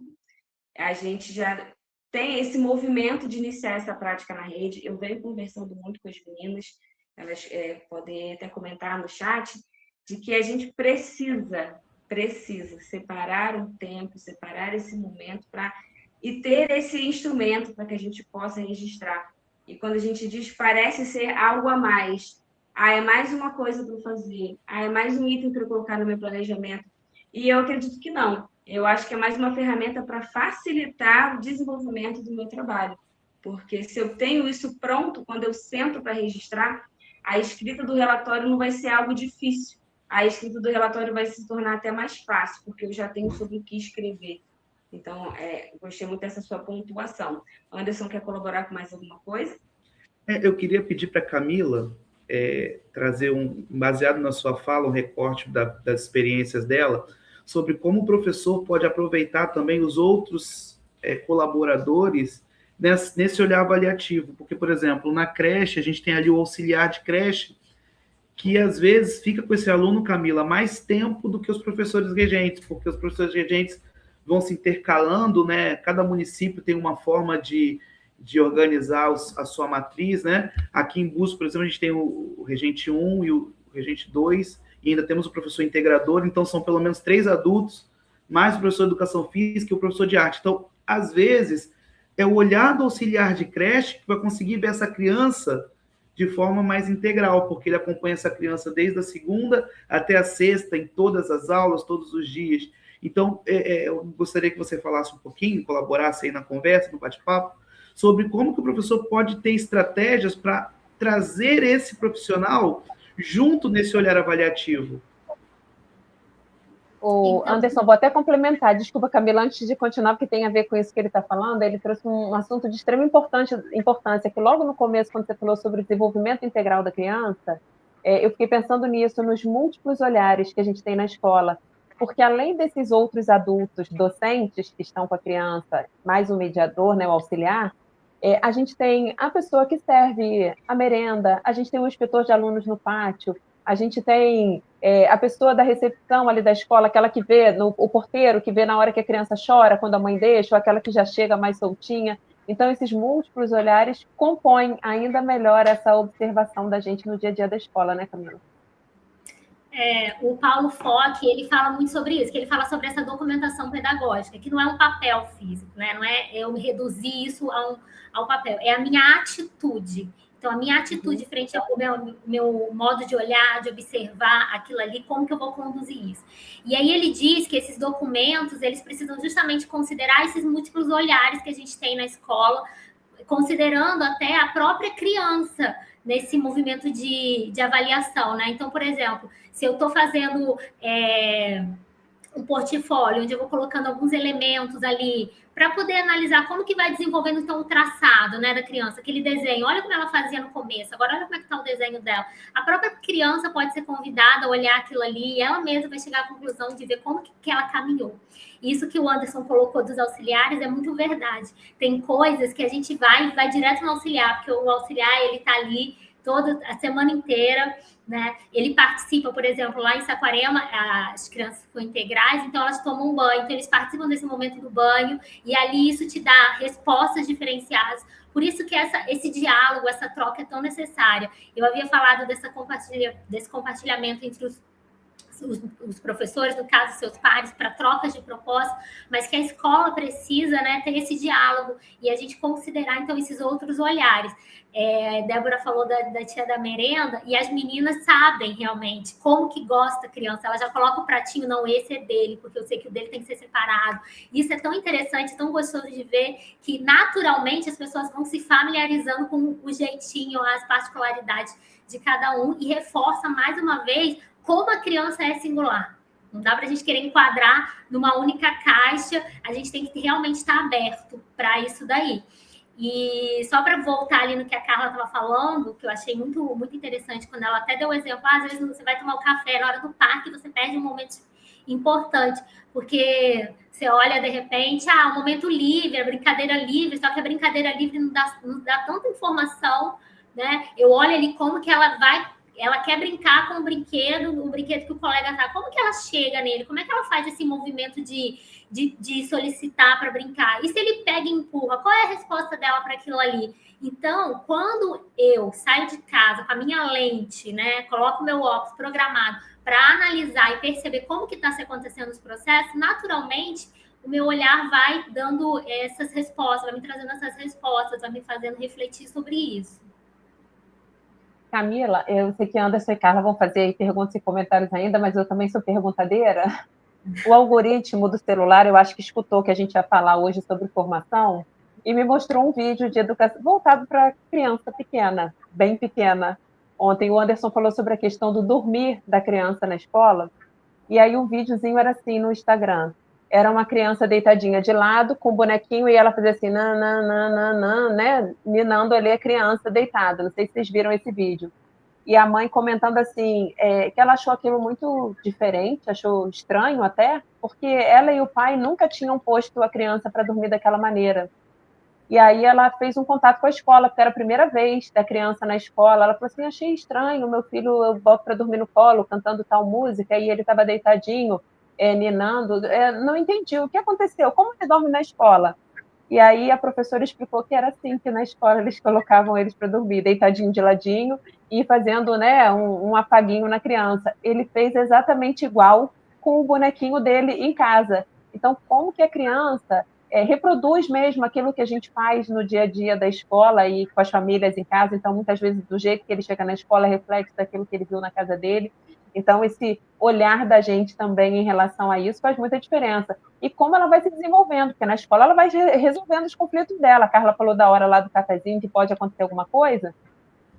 É a hora que ele, às vezes, vai resolver um problema que ele mesmo criou de um brinquedo que pegou emprestado. A Camila alertou aí da fase egóica e tudo mais, né? De como tem o eu, o outro e o nós. E aí eu quero, então, fazer a ponte, né, com os nomes. Porque você falou assim, que os conceitos eles foram se modificando quando você trouxe os marcos legais. E esses eixos, né, e os campos de experiência, essas nomenclaturas, elas não são em vão. Então, é importante que o professor tenha um olhar atento para cada um desses nomes e como observar cada parte dessa no dia a dia da escola, né, Camila? Sim, exatamente. Na verdade, a ideia foi caminhando para que hoje a gente olhe que esse espaço da educação infantil é um espaço do cotidiano, ele reflete o cotidiano da criança. Então, é tudo que ela já vive, igual você colocou, ela estava reproduzindo o que ela fazia, porque a criança realmente, ela aprende por imitação. Né? A gente vê lá o faz de conta, que ela pega e cria cenários, e cria possibilidades. Ali ela tá reproduzindo o que ela viu, é a forma dela dar conta daquela situação, daquilo ali. E os campos, eles são divididos, né? Na verdade, assim, divididos por áreas, para contemplar a vida, para contemplar a nossa convivência em sociedade, realmente. E aí, já falando em campo, só deixar uma observação, que a gente não deve também tentar ou trabalhar ele de maneira fragmentada, separada. Essa atividade vai contemplar só o traços. Nem que você queira, você não consegue. É tudo muito interligado. Sim, A própria rodinha inicial, você já está contemplando tudo ali, todos os campos. Então, isso acontece de maneira muito natural. Por isso que a gente precisa se distanciar dessa ideia de conteúdos, né? Conteúdos fragmentados. Na educação infantil, a proposta é muito mais essa vivência para Perfeito. Carla, você tem aí algum outro registro? Já que você chamou... Só complementar a fala da Camila, no sentido de que aqui na Rede de Búzios nós temos essa variedade de professores docentes, né? Nós temos o chamado Regente 1, Regente 2, o integrador, e aí a gente tem batido muito nessa tecla de que esses campos de experiências, eles não podem ser fragmentados, divididos entre os R's, que cada um trabalhe o campo que se sinta mais à vontade. E aí isso se reflete muito na avaliação, que se eu avalio essa criança de forma integral, como que eu vou fracionar essa oferta de campos de experiência? E aí alguns até questionam, mas eu não posso trabalhar com ênfase em matemática, com ênfase em português, não posso trabalhar com ênfase em ciências. É exatamente isso que a Camila falou. É até difícil separar. Quando você propõe uma experiência, uma vivência, que essa criança vai perpassar por aquilo ali, e ela vai sentir e vai criar em cima daquilo, como que você vai separar algo que é tão amarrado, que é tão intrínseco, que é tão uma coisa dentro da outra? E aí não tem como a gente dizer que trabalha português e matemática na educação infantil, porque, de fato, a gente não consegue. Quando a gente trabalha dentro desse caminho que a Camila apresentou, né, Camila? Desde a EGECNES até as diretrizes e a atual BNCC, a gente não encontra lugar nenhum algo que marque o português e a matemática. Por mais que a gente tente interpretar os nomes dos campos, puxando, que é exatamente isso que a gente falou, a gente acabou se apropriando dos campos com base na nossa experiência do que a gente tinha, né, como escolarização. Então, se eu tenho uma caixinha para cada disciplina, então eu vou colocar cada campo dentro de uma caixinha. E aí, se tirar da caixa, que é o convite atual da educação infantil, que a gente tente desemparedar essas crianças e tirar da caixa esses campos de experiência, para que todos nós, a todo momento, estejamos ali avaliando essas crianças. Eu não sei como que se dá no município de Saquarema e Cabo Frio. Cabo Frio, eu acho que tem essa questão parecida dos regentes. Mas em Saquarema, caso haja, como que vocês lidam com essa questão dos campos de experiência com os professores? Lá também tem essa busca do professor de tentar separar, ou já está mais normalizada a questão do todos em tudo? Então, em Cabo Frio, embora tenha-se os regentes, o direcionamento é justamente esse, né? que eles todos vão contemplar tudo, porque ele até se engana se ele acha que ele está, eu estou voltando o meu só para traços, sons, cores e formas. Ele acha, ele se engana, deixa ele, achando, mas não, na verdade não dá, né? Você está contemplando tudo a todo momento ali. E lá em Saquarema a gente não tem o R1, R2, é só o regente e o complementar, e aí os campos são trabalhados por todos, né? Ele passeia por todos os campos. Não tem essa fragmentação. E isso é um movimento que realmente a gente vai fazendo assim, de plantar a sementinha, de abrir espaços. Esse movimento formativo é muito importante, porque realmente faz a pessoa pensar um pouquinho, nossa, eu tinha essa ideia mais fragmentada, deixa eu me abrir para isso, tentar olhar por esse lado, né? Porque como eu falei na própria rodinha inicial, eu vou fazer a chamadinha do nome, vou olhar a janelinha do tempo, né? Vou cantar as musiquinhas. Estou contemplando tudo a todo momento, então realmente não há essa fragmentação, embora de repente você possa achar que o seu trabalho está sendo fragmentado, mas não está. Mas aí incorre naquele erro que você falou, né? Quando eu for avaliar, de repente o meu olhar vai estar voltado só para aquele campo ali que eu me propus a fazer e não vou estar contemplando o todo, né? Então isso é só um sinal de alerta, realmente. E esse olhar que vocês acabaram de citar como um todo, ele deveria refletir toda a educação, porque a gente não deixa de ter oralidade na matemática, não deixa de ter oralidade em ciências, história. Nossa, história, a maioria das histórias vieram baseadas na oralidade, né? E as disciplinas, elas conversam entre si também no primeiro segmento. Acho que no primeiro segmento, que agora a gente chama de anos iniciais, né? Eu acho que a gente se perde um pouquinho quando a gente quer trazer a escolarização padrão dos anos iniciais do fundamental para a educação infantil, porque como a educação infantil, como direito, é algo mais novo e mais recente do que a escolarização do fundamental, então a gente acaba tentando trazer esse padrão. A Carla citou aí, muitos professores às vezes falam assim, mas eu tenho que dar matemática, mas matemática nem é campo de experiência. Não tem lá um campo. Tem campos que falam, que conversam mais com os conhecimentos matemáticos, mas matemática não é um campo de experiência, assim como eu tinha uma criança, família, que ele aprendeu a falar os números em inglês. E ele citava por causa de um videozinho que ele assistia, 1, 2, e com 3 anos. Ele nem tem ainda o conhecimento padrão da norma culta da língua portuguesa, mas ele fala os números em inglês e é um conhecimento daquela criança. E das cores, né? Tem tantas crianças que veem vídeos. Hoje a gente tem vários vídeos, né, na internet que contemplam outras linguagens, e a criança ela é ampla. Então, a gente não pode fragmentar realmente. Mas, assim, eu queria trazer um ponto, para a gente, eu acho que a gente já está caminhando para o fim, né, Débora? Um ponto em relação à nossa rede é sobre o diálogo. Se eu, enquanto educador, fragmento a minha aula, se o meu planejamento está fragmentado, automaticamente o atendimento dessa criança também vai se fragmentar, por mais que eu não queira. Por mais que eu não queira e não consiga, como foi bem falado aí pela Camila e pela Carla, se eu não entendo que eu tenho que colaborar com todos os elementos, e aí eu vou ampliar, como a Débora fez muito bem, desde o porteiro, a direção da escola, todo mundo alinhar esse atendimento para essa criança, esse olhar sobre essa criança, essas intencionalidades desde o momento que a criança entra na escola até o momento que ela sai desse ambiente, eu vou acabar perdendo esse olhar integral. Então, é importante o momento da alimentação? Como ele é importante o momento da dormida? Como que ele é importante? O que eu penso sobre a rodinha inicial? O que eu penso sobre o momento do banho? Muita gente acha que o banho é só um momento de higiene daquela criança, mas como que esse banho fala sobre essa criança?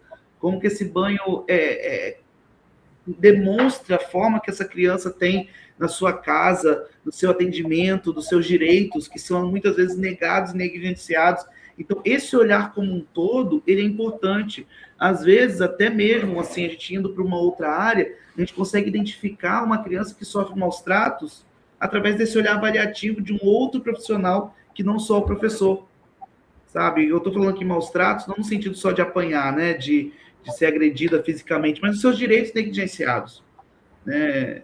A gente já vivenciou na rede uma criança que ia na sexta-feira com uma roupa e voltava na segunda com a mesma roupa. Isso é um olhar avaliativo que a gente precisa ter. Então, todo mundo, dentro desse contexto de educação, precisa se sentir responsável por essa criança, sabe? Esse sentido de responsabilidade na educação infantil é muito importante. Camila, Débora e Carla, aí eu passo para vocês a bola.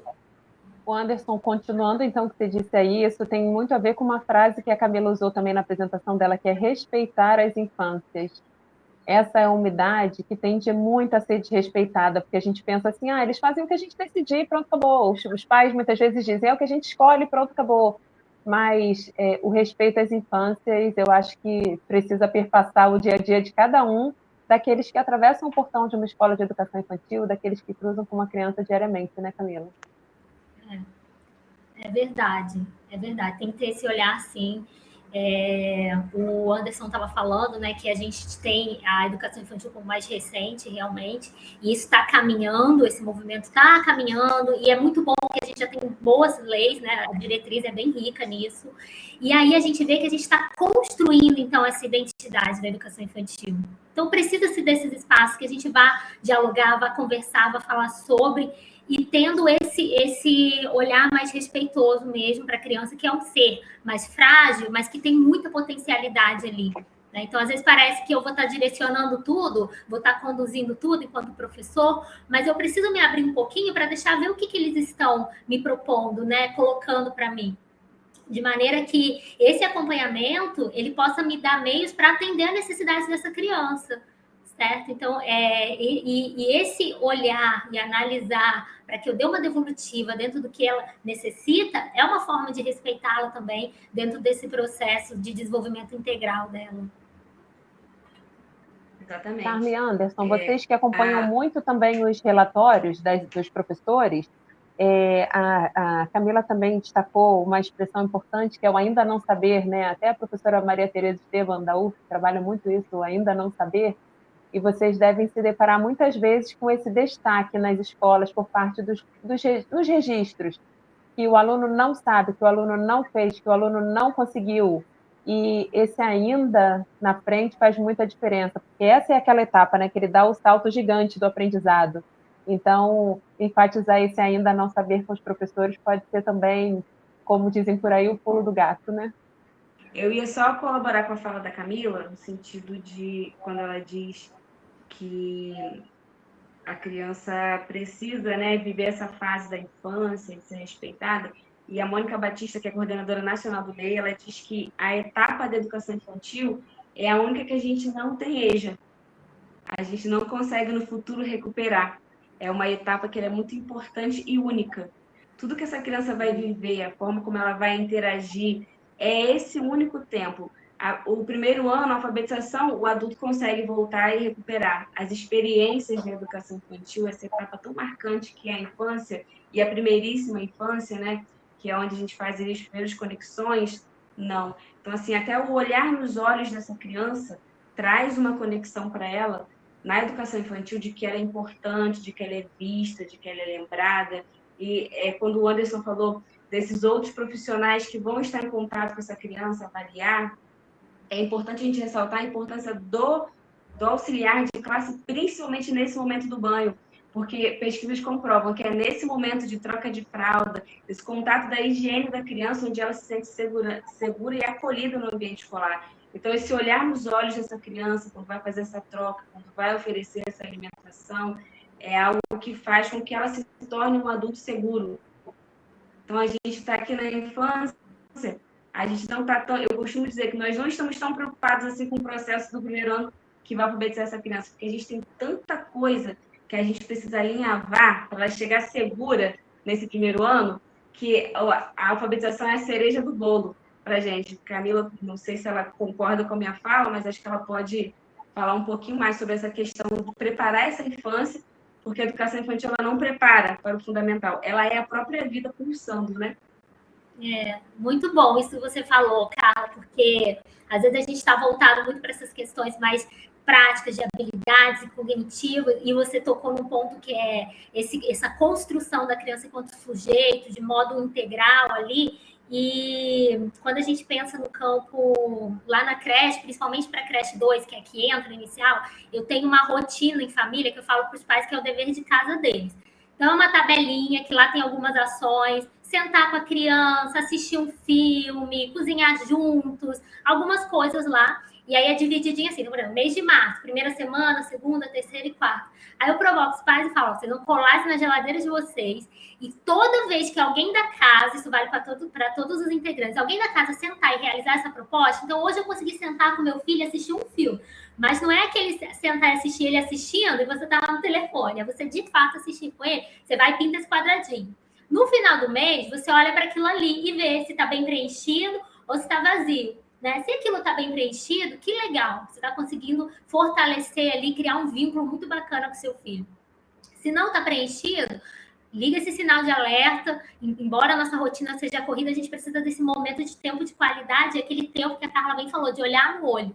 Por que a criança se apega tanto ao profissional, ao professor ou auxiliar? Porque eles estão ali aquelas 4 horas, né, no caso, para cada turno, de entregas àquela criança, mobilizando com aquela criança, olhando para aquela criança o tempo inteiro. Então, isso é muito rico e muito importante, porque vai criar as condições para ela, porque a gente está falando do desenvolvimento integral, então a gente está falando daquela construção de personalidade, aquelas habilidades de autoconfiança, o fortalecimento da autoestima. Então, será que quando eu saio do meu trabalhinho e a minha mãe vira e fala, que lindo, filha, que você fez, olha que lindo que você produziu, é aquele rabisco lá da criança, mas eu estou valorizando isso, que recado que eu estou dando para essa criança? Nossa, eu sou um ser que produz, o meu trabalho tem valor, né? Eu brinco que a gente, enquanto adulto, quanta coisa que a gente olha e fala assim, isso aí eu não dou conta não, não é para mim não. Por que será? Será que eu tive isso fortalecido, essa autoconfiança foi bem estabelecida na educação infantil? E isso é realmente algo que, se não trabalhado nessa faixa etária, peraí, eu estou entendendo quem eu sou no mundo, né? Eu estou criando essa relação minha com o outro, eu estou me situando nesse espaço. Então, a importância realmente de se olhar para essas questões também mais emocionais, que vai dar respostas para a gente lá na frente, enquanto adulto, né?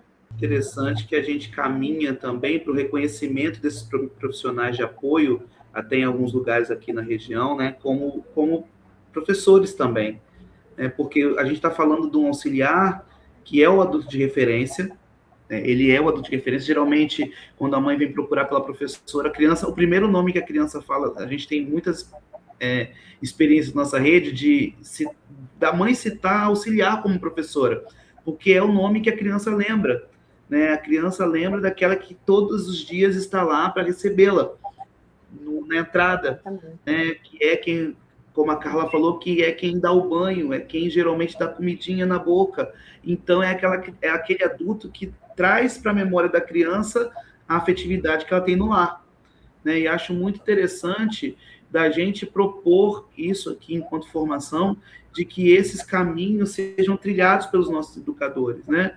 De que o diálogo desse olhar, a conversa com esses profissionais, dizer para esse profissional que ele é importante.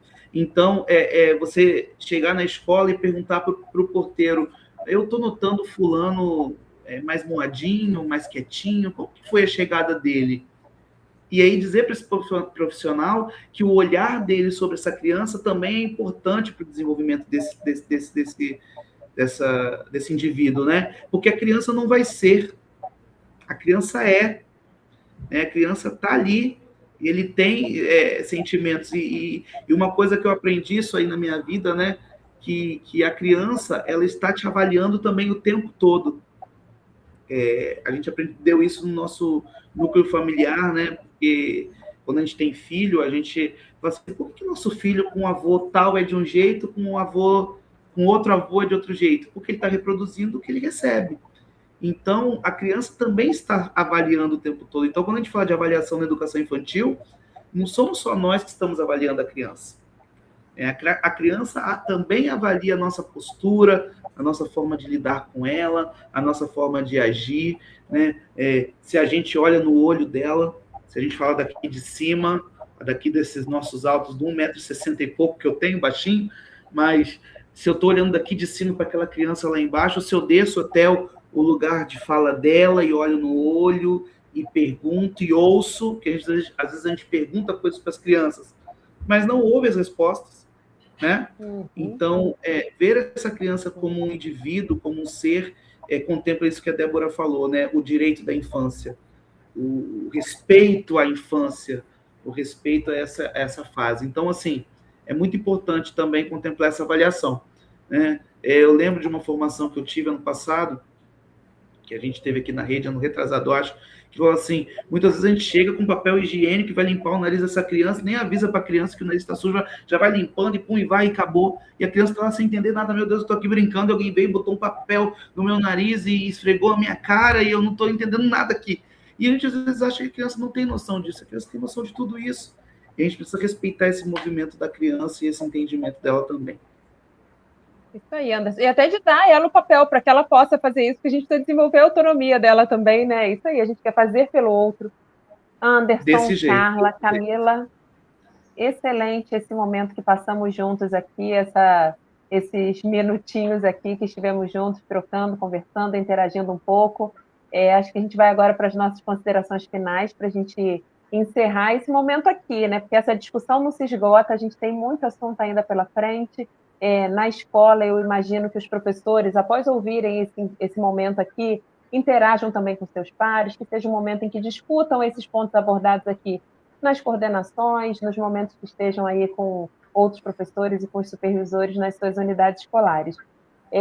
Acho que dá para destacar aqui, Camila, para a gente poder encerrar, e eu vi também as considerações finais do Anderson, sua e da Carla, se eu fosse colocar num post-it aqui algumas coisas dessa aula de hoje, eu destacaria coisas que você falou importantes, que o professor não pode perder de vista, que é da criança como um ser autônomo, que é da questão da aprendizagem significativa, da garantia de direitos, né, de acordo com as demandas aí dos campos de experiências, as brincadeiras, a intencionalidade, os desafios e as conexões que são feitas ali. Você trouxe um ponto importante que foi da poda neural, que são tantas conexões que tem uma hora que isso precisa acontecer também dentro aí dessa primeira infância. Então, que a gente não perca de vista esses tópicos que permeiam ali o nosso cotidiano diariamente, professores.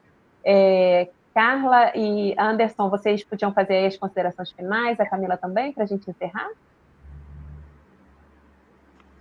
Sim, eu gostaria de agradecer por essa live, por esse momento de reflexão sobre a avaliação, que acabou se tornando muito amplo, né? A gente começou com o intuito de falar de avaliação e a gente teve uma verdadeira aula sobre educação infantil, sobre o que é essa etapa tão importante, sobre essa necessidade desses estímulos corretos nas fases que são necessárias, né? Porque a gente acaba estimulando essas crianças de forma equivocada e esperando que elas encontrem êxito, quando na verdade elas nos convidam.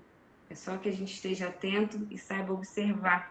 A gente consegue, de forma bem intuitiva e orgânica, oferecer aquilo que elas precisam e avaliar da maneira como elas merecem, assegurando os direitos, como a Camila falou. Gostaria de agradecer a oportunidade de estar participando dessa live e também solicitar que outros momentos assim sejam abertos no CEPED para que a gente possa aí abrir novas discussões. Nós temos tantos temas ricos dentro da educação infantil, que eu acredito que a gente pode explorar muito esse território durante esse ano. Isso aí, muitos assuntos, Carla, temos, é verdade. E Camila, sinta-se convidada para voltar sempre que quiser. Obrigada. Anderson, pode Gostaria de Não, pode falar. deixar você para o final, Camila, que você é nossa convidada. Agradecer você, Camila, pela contribuição, pelas informações, né, pelo grande momento que nós passamos aqui, né, durante essa gravação que está acontecendo de manhã. Então, por essa manhã, tenho certeza que vai municiar muitos nossos profissionais da rede. Agradecer você, Débora, pelo convite, Carla, pelas contribuições. A gente tem tentado junto, né, a nosso fazer, que é tão pouco, né? A gente quer tentar mudar o mundo, mas a gente não consegue sozinho. Então, esse momento é importante, porque quando a gente contribui, né, colabora, a gente talvez não consiga mudar o mundo, mas consiga mudar algumas pessoas. Então, a minha avaliação sobre esse encontro é que ele foi muito proveitoso e a palavra é gratidão. Com certeza a Camila vai receber outros convites aí da Débora e de outras pessoas aqui da nossa rede, porque foi muito proveitoso essa manhã. Muito obrigado a todos aí. Abraço a todos da rede. Enfim. Obrigada, Anderson. Muito obrigada, Anderson. Camila, fique à vontade. Bom, para mim é um prazer, né? Falei com a Débora, fiquei muito, muito feliz, porque realmente a gente está na correria e fica, né, nesse movimento corrido, mas quando você para, eu penso que esses momentos são necessários, porque faz você refletir tudo que a gente já tem construído, né, que a gente vai aprendendo e vai consolidando ali, construindo. É legal a gente ter esse movimento de troca, porque faz ressignificar, faz essa troca de experiência necessária. E aí esses movimentos são muito importantes. Então, fica o meu agradecimento, de verdade. Novamente, eu reforço esse compromisso que eu penso que nós, enquanto educadores, a gente precisa estar sempre buscando, né? Sermos professores pesquisadores, de fato, nos apropriarmos daquilo que nos cabe ali, e principalmente se tratando da educação infantil, que é essa etapa que ela vem sendo, né, construída, sendo vista, que está criando então essa identidade, a gente precisa se apropriar disso para fortalecer o nosso trabalho também. E aí, em relação à educação infantil, à avaliação, né, que foi a nossa temática, que a gente possa pensar qual é, então, o papel da educação infantil, né? Que a gente entenda que ele não está voltado para a instrução, mas o seu foco é o desenvolvimento, né? E aí, como a Carla bem falou, que a gente aceite os convites das crianças, que a gente esteja aberto a isso. Não que a gente chegue ali, às vezes, propor com uma ideia, uma intenção, mas que a gente possa considerar também aquilo que a criança nos traz, aceitar esses convites também. É isso, Camila. Vamos pensar no processo, né, no desenvolvimento. É uma etapa que não tem um caráter reprobatório, mas que a gente precisa fazer os registros ali de uma maneira coerente, né, de acordo com o desenvolvimento, com todo o percurso de aprendizagem ali de todas aquelas crianças. Como a Carla bem falou, é uma etapa única, então a gente precisa ter esse cuidado de pensar nessa etapa como uma etapa que não volta, não tem recuperação dela, então a gente trabalhar isso de uma maneira muito coerente e consciente. Quero aproveitar e parabenizar aqui a todas as professoras que estão assistindo pelo Dia da Mulher, que aconteceu ontem, então, que desde a da tenra infância a gente trabalha o respeito ali às mulheres, aos meninos e meninas na escola, mas que a gente já ensine ali os nossos meninos a respeitarem as suas amiguinhas na escola também.